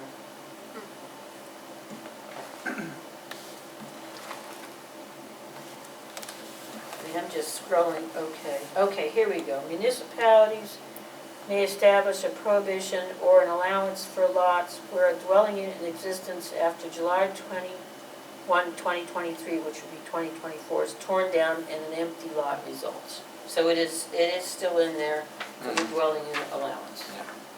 Ken? Could I just ask a question? How is a dangerous building determined? Are there, Brenda, there's specs for it. Brenda, there are Brenda specs knows for it. that. so you can't just look at a building and say, oh, it's No. dangerous? So I guess the question is this something really for the attorney, that maybe we don't do this and ask the attorney, what's the detriment of not, what's the downside? They'll know. I think, like I brought up last time, we think of the building that came down next to Ala Mexicana, that, was an Yeah. older structure. I don't know if it was deemed dangerous or not, but that's right across from a huge residential development. I don't see why putting more, dwelling units there would be a problem. Yeah, well, you could put the dwelling units on there, but you couldn't get a variance for the lot size from the CEO. So if you wanted a have to variance go for to the the lot appeals. size, you'd have to go to the appeals board, which is probably a more difficult step, Gotta show hardship. but they also gotta show hardship to the Yeah. CEO. Mhm. So the Okay. specifications don't change, it's just who the reviewing authority is. And, I mean, Brenda's the local plumbing inspector, and I think Laura Lee is She getting passed her test. her license for that. Okay. So, if you leave that in, if you take that out, and they don't have the right lot size, they would go to get a variance from the plumbing inspector. I believe that's what we've got in there, that's what it means. And then where dwelling unit is torn down, empty lot, the additional dwelling unit allowance is prohibited, except for dangerous buildings deemed for demolition. I think that's what you, and I think maybe you're right, are opposed to. Help me for a minute. So we had a building down next to the ice cream store across from the stereo shop that's been worked on. Take that lot, that's gotta be a non-conforming lot because it's very small. It gets, that building, instead of rebuilding, they completely tear it down, right? Because it was almost falling down. What can exactly get built there? Can 2 dwelling units get built there? On the non-conforming lot, let's look at what they said about non-conforming, because they were silent. Well, about it's it. well, let's say the lot's 2,500 square feet, isn't that our minimum in that district? I Say- mean, if it's not conforming, I think what the law says is I think it's allowed, but I'm not sure. I'd have to go back through the rules, which is what I'm trying to look at right now. Well, say the lot is 5,000 square feet, you tear the building down, you build 2 houses. Is that what you're talking about? Or a duplex. Well, put 2 dwelling units on the property. If it's not in a growth area, it's 2. If it's in a growth area, it's 4. But you still have to have, the question is, what if it's a non-conforming lot? That's the question. It doesn't actually matter whether well, I don't know. I don't know if that's true. Well, the thing is, on that particular lot, it's tied into sewer, so it'd just be a matter of, Remember driving by and seeing the toilet straight up there and it was just hanging up? Yeah.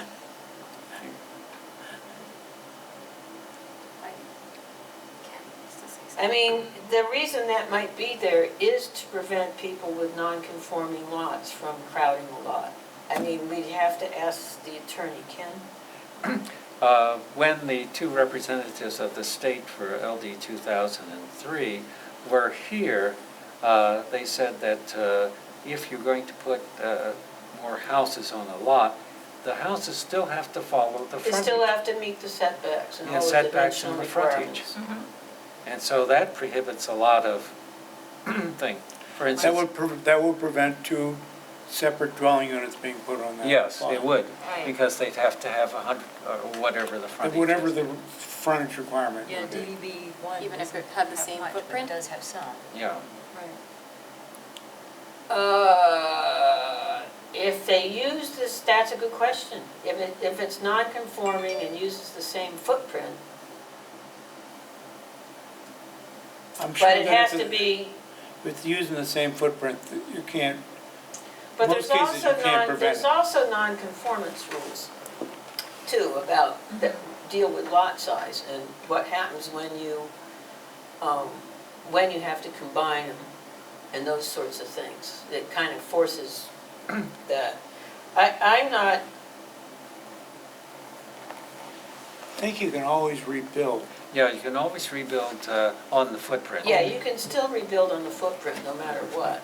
Right, my question was, what if the same footprint had two dwelling units in it? Two separate dwelling units. Correct. The old footprint now, from one dwelling unit, now has two. Well, so what they couldn't, so it would depend, if They'd that, have to have water and sewer. it kind of, I mean, that's a really good question, because how are they gonna judge, how is that gonna be judged? So if you build two separate units instead of one building, does the non-conformance still apply? It might, in which case, if the setbacks are 10 feet and the footprint goes to 5 feet, then as long as they do it within a certain period of time, they're following the non-conformance rules. But the problem is, the law is pretty silent on that. I would, Well, they would be. to me, if you have a non-conforming lot,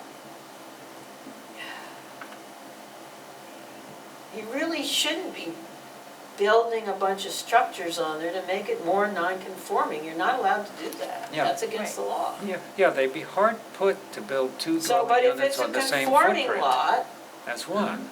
Right, unless. if it's a Of course. conforming lot, No I issue. agree with Tori, but if it's a non-conforming lot, I think there's too much left to chance. But And you there's could a put lot a of two-story, interpretation. two-unit in the same Right. footprint. Well, Right. if it were the same footprint, they could do two apartments. That's what I'm talking about. Yes, Right, right. yeah. Oh, I mean, Use- two apartments is to my. In one building. In one building, is yeah. two Yes. dwelling units. The only thing I do remember, and we, is that if a lot is non-conforming, including if it's in the shoreline zone, you must allow an accessory dwelling unit on it, period. But they have to meet the setbacks and the other dimensional standards. So, anyway, the question here is,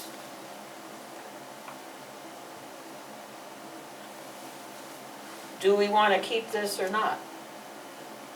About, dwelling unit in existence is torn down and empty lot results, or we want to modify this to exclude it for non-conforming and include it for, allow it for everything Is this else? going to be sent to legal?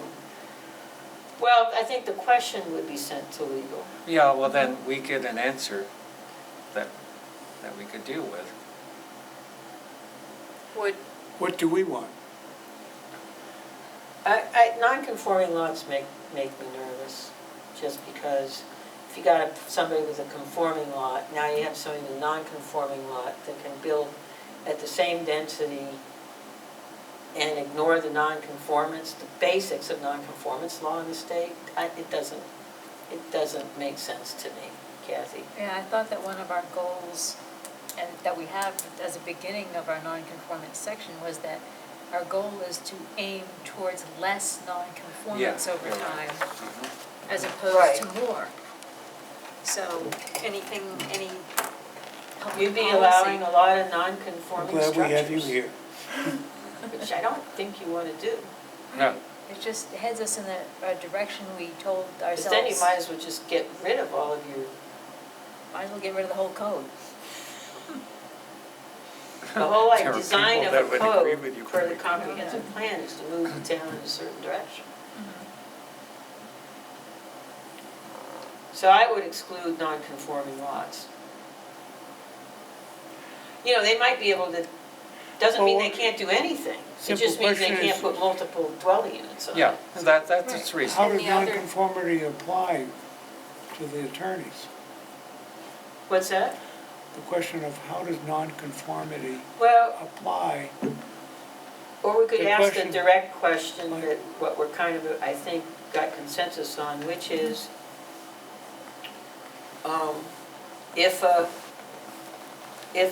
just say, if a dwelling unit is torn down On a nonconforming lot, on a non-conforming lot, may they build, what are the options?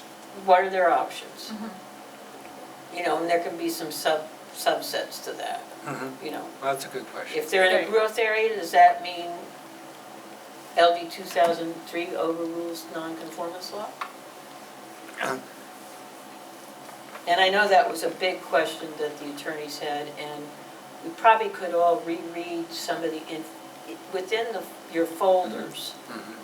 on LD 2003, not tonight's folders, but prior folders, is all the questions and answers that DECD gave, including about non-conformance. Right. Now, in terms of the new law, or the amended law, I wanted to try and end by 7. We normally try to do that. In the new law, the implementation date is changed to 2024. And they define implementation date now. They corrected the typo in the definition of affordable housing development. The implementation date means January 21, 24 for municipalities for which ordinances may be enacted by the municipal officers, that's not us. July 2024 for all others. There was some clarification on long-term affordability. It says, you know, before granting final approval of an affordable housing development, including but not limited to issuing a occupancy permit, that was added. So they clarified that. For subdivisions, requirements, basically saying if you're allowing a residential use in a district, okay, wait a minute. Notwithstanding any provision of law to the contrary, except as provided in Title 12, Chapter 423A, which is subdivision law. For any area in which residential uses are allowed, including as a conditional use, a municipality shall allow structures with up to 2 dwelling units per lot, if that lot does not contain an existing dwelling unit, except that a municipality should allow up to 4 per lot, if that lot does not contain an existing dwelling unit located in a growth area. So they just clarified that. Yeah. Okay.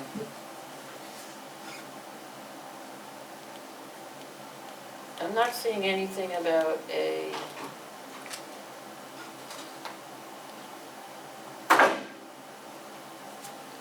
non-conformance. Can I have a question about the accessory dwelling unit size? Yep, I sort of, makes me kind of nervous that 40% of the size of the principal dwelling unit, that, well, we did agree on that. I'd like to see a square footage limit as opposed to a percentage. Suppose there's a very large house, say 3,000 square feet, that would be a 1,200 square foot accessory dwelling unit. Right, the whole idea behind it was not to have a 3,000 square foot house with 400 square foot accessory dwelling unit, that it would be scaled to the house. Actually, Well, scaling, I thought that we might have considered 850 or 900 square feet is the maximum limit. And, We could, we decided to go with a percentage. yeah, 40% is kind of large. And that's all. we assumed that the average house in Maine, we used the calculation of the average house in Maine, which was 1,700 square feet. And we said that if it's 40% maximum, then that is like 880 square feet. Mhm. But there are houses here in Bridgton that are much larger than 17 Well, square the feet. argument the board had was if it's a 5,000 square foot house, it's gonna look pretty funny to plop a detached 1,200 square foot accessory dwelling unit next to it. That was the argument, if everybody did that. It ain't necessarily so. It depends upon the design and where it's placed. Be interested to see what other towns are thinking Yeah, for that other towns specific. have done it, other towns, there are some towns that have had the percentage and the maximum size. And I think in the, somewhere in our, I think DECD actually provided all the definitions that they could find of accessory dwelling units, Mhm. that they could find. So I mean, do you have time to gather these so it makes it easy instead of us hunting and pecking for them in the OneDrive? I think that if you just send the note to Hillary and Ben, they would just send you that information. So they've collected information on all the definitions of ADUs? I believe so, yes. I can send them an email. Yeah. Now, this is what Brenda says. I do not agree with the 40% of the size of the principal dwelling structure. If someone was to build a family compound, has 1,200 square foot principal dwelling, it would only allow a 480 square foot, well, she says home, but she means accessory dwelling Yes. unit. Right. This could create a lot of tiny home situations, which I do not feel is ideal or reasonable. Now, what Bangor did is they said the maximum size of an accessory dwelling unit is 400 square feet. Well, that seems to be a little limiting. Yeah. I'm a That little seems- larger than That's it, that. but that's a city, right? That's 20, So- Yeah. that's 20 by 20. I'd rather see a specific maximum as opposed to a percentage, but. You might need both, Ken, Mhm. because Well, can you have you don't maximum want size mushrooms or? popping up around large homes. We are saying only one, and they do have to meet the setbacks, but what if somebody has a 4,000, what if there's two 4,000 square foot houses side by side? And I'm not saying this is gonna happen, but somebody takes and puts a 300 square foot accessory dwelling unit within 10 feet, which is the setback, of their neighbor. That neighbor's gonna feel like, why'd you build a shed next to me? I think the idea behind a lot of this is that they want that in-law apartment that's either Right. in the basement or the in-law apartment that's above the garage to be called accessory dwelling units. Why don't we let Tori get some more of these and we'll Okay. take another look at this? We have decided one accessory dwelling unit per lot. And I think we should stick with that until we see how this all works. Doesn't that contradict LD 2003? Nope. Which, Says we must allow at least one. I thought they said at least two, but No. that's okay. It's one. You can allow more if you want to. But they suggested two. I personally don't think we ought to, we're gonna be changing enough with this Yeah, to that's start okay. doing Just that. Start with one. I Yeah. wouldn't wanna do that. Yeah, or 10. 2 would really be tough to get through town. But basically, the one thing that's so Brenda right now approves these as accessory structures, which we can argue about or In-law not. apartment. Right. But that accessory Look what Johnny structure, dropped out of high school. if it's built, That too. it, and it's another Get 'em out of dwelling the house. unit, an accessory dwelling unit, it has to meet the lot size requirements. Now, in this new thing, it does not have to meet the lot Right. requirements. Yeah. Everybody gets one as long as they meet the setbacks, so it is more permissive. Mhm. I Yeah. would just stick with one. I mean, Yeah, okay, that's reasonable. that's why these things are, you know, evergreen. The other thing we agreed was to have maximum impervious area specs. We only have the 30, we only have it in one district. Brenda was concerned about that because she said somebody would have to hire an engineer. And I guess that's the one thing she said I don't agree with. Because you just take the square footage of your house, of your driveway, Mhm. and any other, like a shed if you have it, and you divide that into the square footage of your lot. Yeah, it sounds like It's a easy simple math. calculation. It's easy math, it all depends who's enforcing it. So, I guess my question is, do we want to have a maximum impervious coverage spec still for each district? We agreed to that I think so. prior. I think we ought to at least have 10% across all the districts. What, Well, minimum or maximum? Don't we already have lot coverage though? No, only for one district. I guess, I don't know, I think with the lot size per dwelling unit, that kind of gets after the same goal, in a sense. Except in some places, you don't have very large setbacks. If we can still do lot area per dwelling unit, because I'm not sure now that I read these new rules, we can, even though they said we could. So I think what we do is send to the attorney what we want to do Yeah. with the questions, and then let them react to that. Good idea. I don't know, I just, covering an entire lot with tarmac except for the setbacks is what will happen in some cases.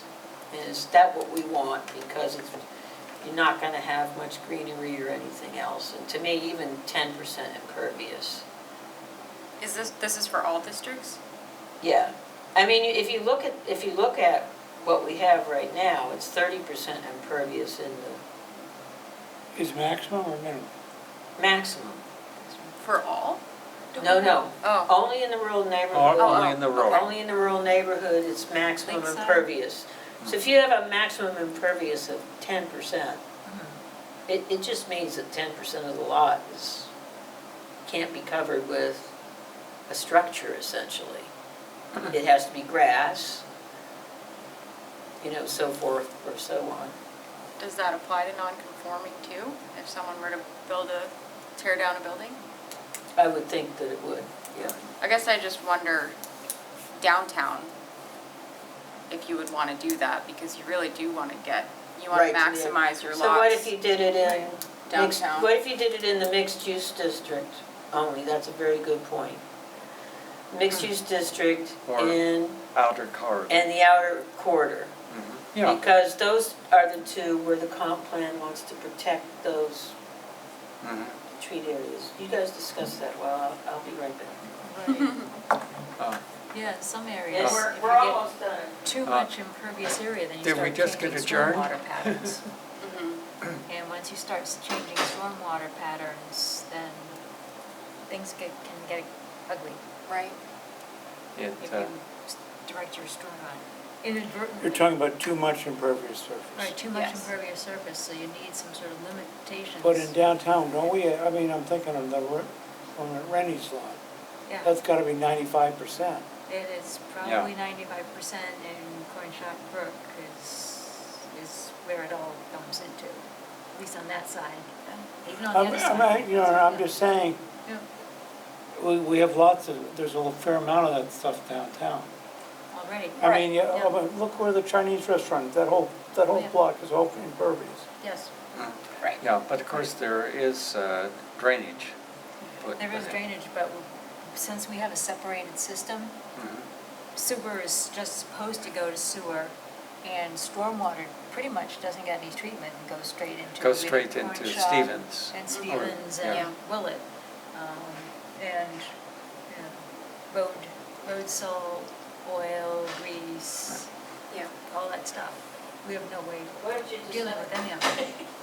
There's, I don't know that they kept it, but in Portland a few years back, they actually ended up doing some sort of impervious surface fee structure. Fee? Yes. Yes, Augusta does Instead that of too. limiting impervious surface, there's a calculation and the funding goes towards, probably something to improve water quality, in a Yes, sense. well, because they're combined sewer, it's storm sewer plus Right. septic. And when you get a storm like we've had, 5 or 6 inches, Overflow.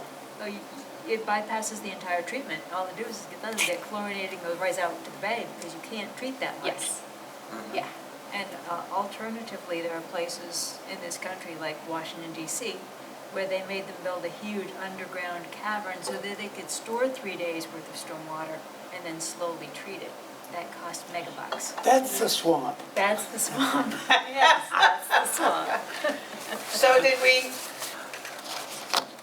we decide anything about impervious surface? So this is probably something we would want anyway in the code, Yep. to Yeah. be honest. At least in the mixed-use corridor and the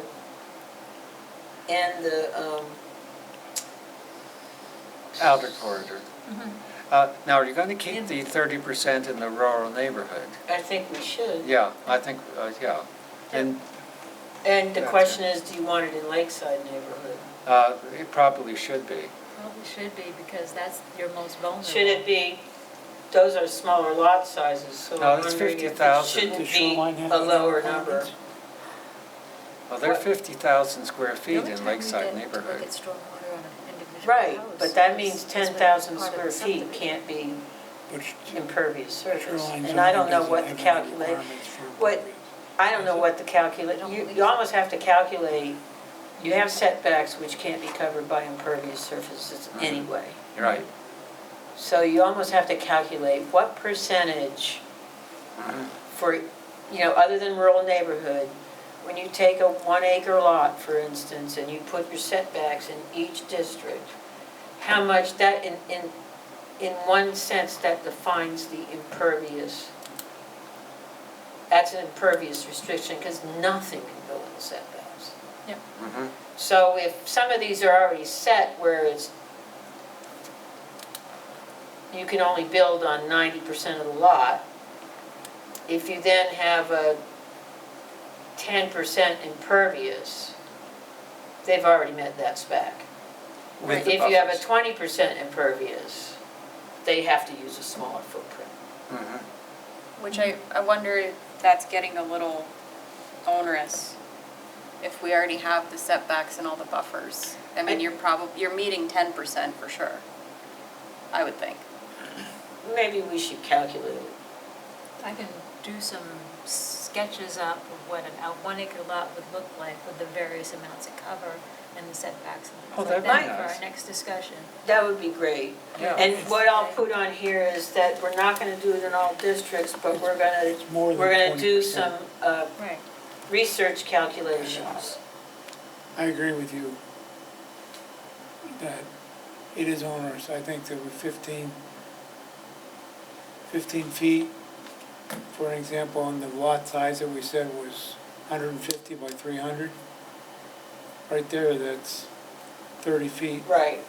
I'm more concerned in like the mixed-use district where you're more likely to have large commercial developments and With large it, parking. Like storage- but you do have a storage area? 75-foot setback. Mhm. Right, so I guess I see the setbacks and the buffers as a dual purpose. It's not just to, Yeah. buffer you from your neighbors, but Unfortunately, it's- this person right here sitting at this table was the one who suggested removing the word, some of the landscaping requirements from the code, which passed, including requiring certain things. And that was probably, in retrospect, I don't like my idea.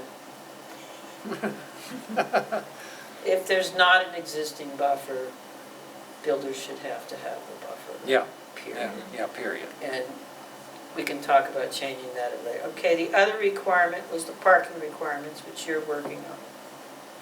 The other requirement we agreed on was a requirement to assure water quantity and supply available if draws on public water. Board agreed with that, and Kathy was doing some work on that. We wanted to restrict short-term rentals from being allowed as part of the additional dwelling unit allowance. I think that's a question we have to ask legal, is can we do that? Can we just define them and say they're not allowed in the code, or in fact, do we have to really have a full bore ordinance? I think personally that if you're going to restrict them out of the ADUs, for example, you're gonna have to address the whole thing. I think that's what they're gonna tell us. What? What DECD said was, they didn't say whether it was legal or illegal to do that, but they suggested if you wanted to do it, you should have a separate ordinance. We already know having a separate ordinance is more than we want to tackle. Right, at least this board said more than we want to tackle right now. It's different. I think if short-term rentals go completely against what we're trying to do with the law. How does it go against, Rob? Because the law really is designed to provide affordable housing. Well, short-term rentals, a law makes housing more affordable, doesn't it? No. No, I mean, if you restrict it, then. Oh, yeah, if you restrict That's what I mean. What I'm just saying is, you need to have something there. We certainly can't allow short-term.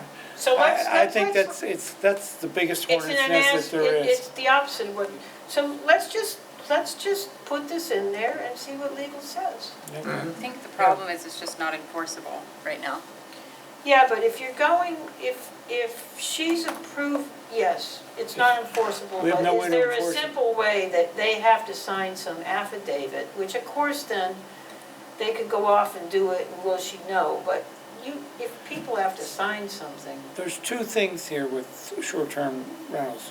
There's one, when they use like Airbnb and Right. those, where you can get those companies probably working with the community here where you grab a tax out of it. All right? That's So one part of this You're part. talking The about other an part, ordinance thing. well, I'm saying that's how you know. The other part is the cash business that goes on the side. And there's no way, no matter what we do, it's gonna be almost impossible. So maybe the question is just to ask legal, what we've got here is there a simple way that's enforceable to restrict short-term rentals for, at least for the extra dwelling unit allowance? I don't think I'd do it for the ADU because I think it's income that could be really important to a family that needs. I don't see it passing, to be honest. Well, What's that? I don't see the public going for it. Yeah. No, I think you're right. No, I think that's, It's I think the only way to discriminatory, get it that's is, the problem. that's Yeah. the selectmen's. Okay, so we don't want to do it, so we don't want to restrict it at all then? In LD 2003, like Hey, in no, should I be think, separate. I think we have to address it separately, or the community as a whole has to address it separately. Yes, Because it's also, if it's, the way you address it is figuring out some way to capture who's renting, right, so. okay. but I think that Rolf has a good idea. If it's a short rental through an agency, you can track that easily. Right, I just, the issue I have is if there was a simple way to do this just for the housing unit allowance, where you can put up to 4 units on a piece of land, if they all become short-term rentals, then it totally defeats the purpose of Yeah. what We've lost this what we're is. trying to work on. What's that? We've lost what we're trying to do. So that's why I thought about asking the lawyer, is there a simple way to do this, an interim way to do this? Yeah, I don't know Sorry. that, but I tend to agree with Do you have a guys, I group of don't know people that that there sent an is. email and said, has anybody done a short-term rental ordinance? Not in this area. Yes. South Portland has one. Actually, yeah, Cape Elizabeth, Portland, South Portland. If we can get a copy of it, just to see what other people. We've Yeah. looked at Cape Elizabeth. A lot of people are trying to work on them right now, and most of them are a fee. So it's a permit, Yeah, basically. you might be able to have a simple permit and a fee. Look Yeah. at Cape, I looked at Cape Elizabeth over a year ago. It would never fly in Bridgton, I don't think. It is so, got so many specs to it. And It's onerous is what you're telling me. You know, It's controversial as well. well, Very Brownfield's failed. Naples has pushed it off until the state comes out with some guidance. Harrison isn't doing it. North Conway's gotten into legal snafus that went to the Supreme Court of New Hampshire. Freiburg, Lovell called it all off after they had the first public hearing and people started fighting, or shall we say arguing, but it was dividing the neighborhood. Freiburg's not touching it, and Denmark's not touching it. And there's a reason why, is because in these lake region areas, it creates, there's a lot to think about. Maybe the simplest thing probably is just, it's gonna cost you this much per year to have it. I'm just saying, there's 2,100 lots on the lakeside district. Almost every one of those folks almost would vote against it. I'm just saying, because that's, I don't know about that, because No, I know a lot of people that really don't, you know, that basically their land value's going down because they have an Airbnb next to them. And I know in our neighborhood, when we, I just wish I had started the damn thing. in our neighborhood, which has something like 35 lots on the lake, and the rest have lake access, and we have common area docks and all of that. We had one Airbnb in there, and we actually had 3, but one of them caused a huge issue for the abutters and for the common area and all of that.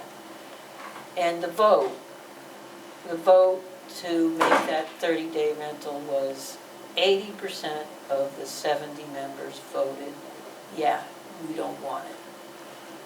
Well, I'm just saying, I'm not saying, you know, I do think it's gonna be a problem because people are making income from it, so it's about, if you just charge them a fee that's not horrible, but that's a discussion for a different day. Right, and how do you mitigate the impact on the neighbors? I mean, a fee isn't gonna help them.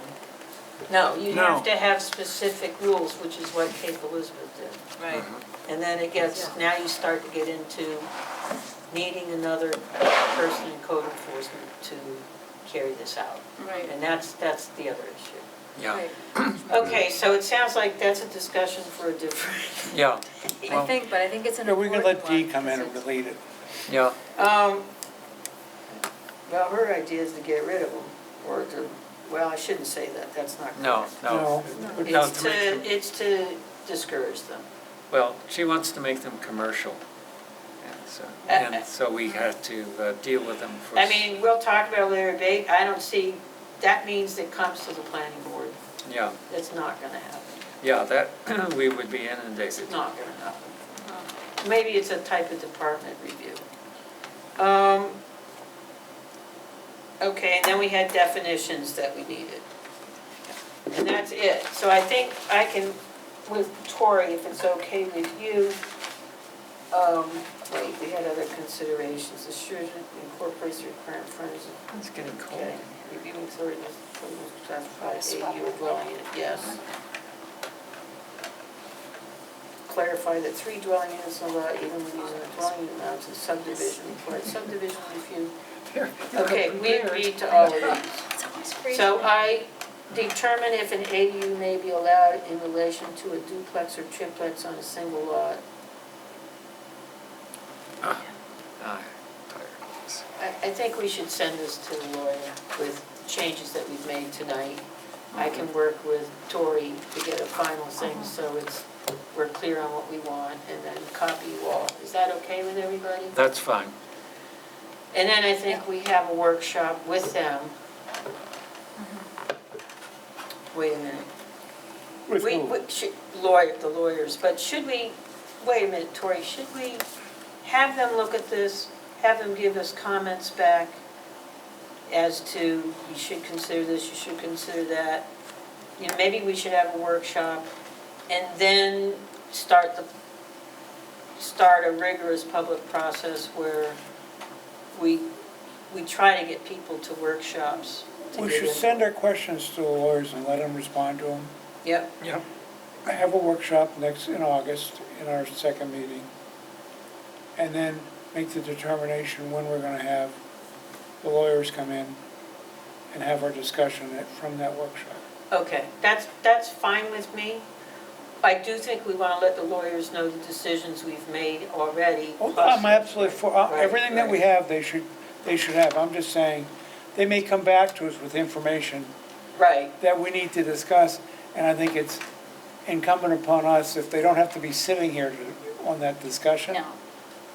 don't have them come in. Let's Yeah. make sure when Right. we have them here, we're getting the value for them. now, they may feel differently, and I think Tori's going to have to make a call on that. We can always have them on Zoom, which saves some amount of money. But, Okay, so that's that. I had a bunch of other things I was hoping we could cover, but it's late, so I won't. If you could please look at the evergreen list, and I may add some things to it. I was hoping we could do something for November that made sense, but I don't know that we, Well, if we find something simple and easy, we can do it, we can address it well, in let August. me quickly tell you what simple and easy might be. If I can find my evergreen shouldn't have said list that I simple. wrote on. If there's some things that are extremely complicated and we need a tremendous amount of legal counsel, maybe we should look at those. Hold on, I thought I had it. Oh, here it is. Whew. All right. I think we're gonna wait on, we had everything finished on the reviewing authority for food trucks and other items. But I think before we go to a public hearing, we need to get the input from staff that Bob and Georgianne never got to get. And then go make any changes we think we need, and then go to a hearing, which means that can't be for November. Do you agree with that, Tori? Can't be November, probably not. The one thing I think, there's two things I think we could do. But that means we have to have a hearing by mid-August. Huh. Or by early August. What are the two things? So one is one I already brought up, and I think maybe it's not done in November, okay, but it's done for June, is to prohibit houseboats on the lakes. We already agreed to do Yeah. that. Yep. It's just that I haven't had a chance to write something up for the select board. I will do that. I was hoping Angie would be here, but, I mean, we have a quorum and we've agreed to it before. So I will write a letter to the select board to please put it on their agenda. The agreement we had was not to move forward, even with the simplest one, until we had their agreement. Because otherwise we're just maybe going down a path we don't want to. But I will tell you that the houseboat is still out there. Oh, Lord. It's been docked at the public docks. I forwarded to Tori. I had a call from Colin Flaherty this weekend asking about it because he has many people complaining to him. Right. And so he kind of reminded me that could we try to get attention on this? Right. There's no way we. One of his members one of the LEA members went and asked about sanitation on it and was told there was none. It was something akin to, do what the fish do. Now, I hope that was somebody just being a little sarcastic. I don't think so. No, I don't think so either. It's accurate. So I think the one stumbling block would be I think it would be good if we could do it without a harbor master, and we probably could if we prohibit it right from the start. We can't get it removed on sanitation grounds? What's that? We can't get it removed on sanitation grounds? I know Brenda knows about it, and I'm sure she would have removed it if she could. Yeah. That means you'd have to remove an awful lot of boats. Yeah. Boats are allowed to be out overnight. The mooring ordinance I sent to everybody Right, basically said, but not if it's outfitted in this way. yeah, right. I read So- that, so. But I mean, The this thing isn't is, even somebody that owns a boat would take it back to the dock, go to the, and go or have something that they can dump at their house. That's not what happens here. No, this is, I mean, this No, is it's- public, and they Yeah.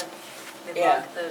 So I'll go to the select board and ask that, and let them know that we propose that we take up the suggestion of LEA, and that there seems to be broad support for it and for the health of the lakes.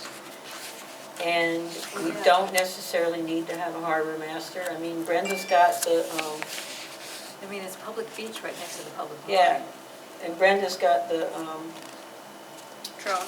drone survey that I think would, would help you, but if you're prohibiting it, it means anything that's reported and somebody takes a photo of, Brenda can actually act on it, I think, so. Okay, so we'll do that. The other one that could be done by, only other one I could think of that could be done by, that actually could be done by November.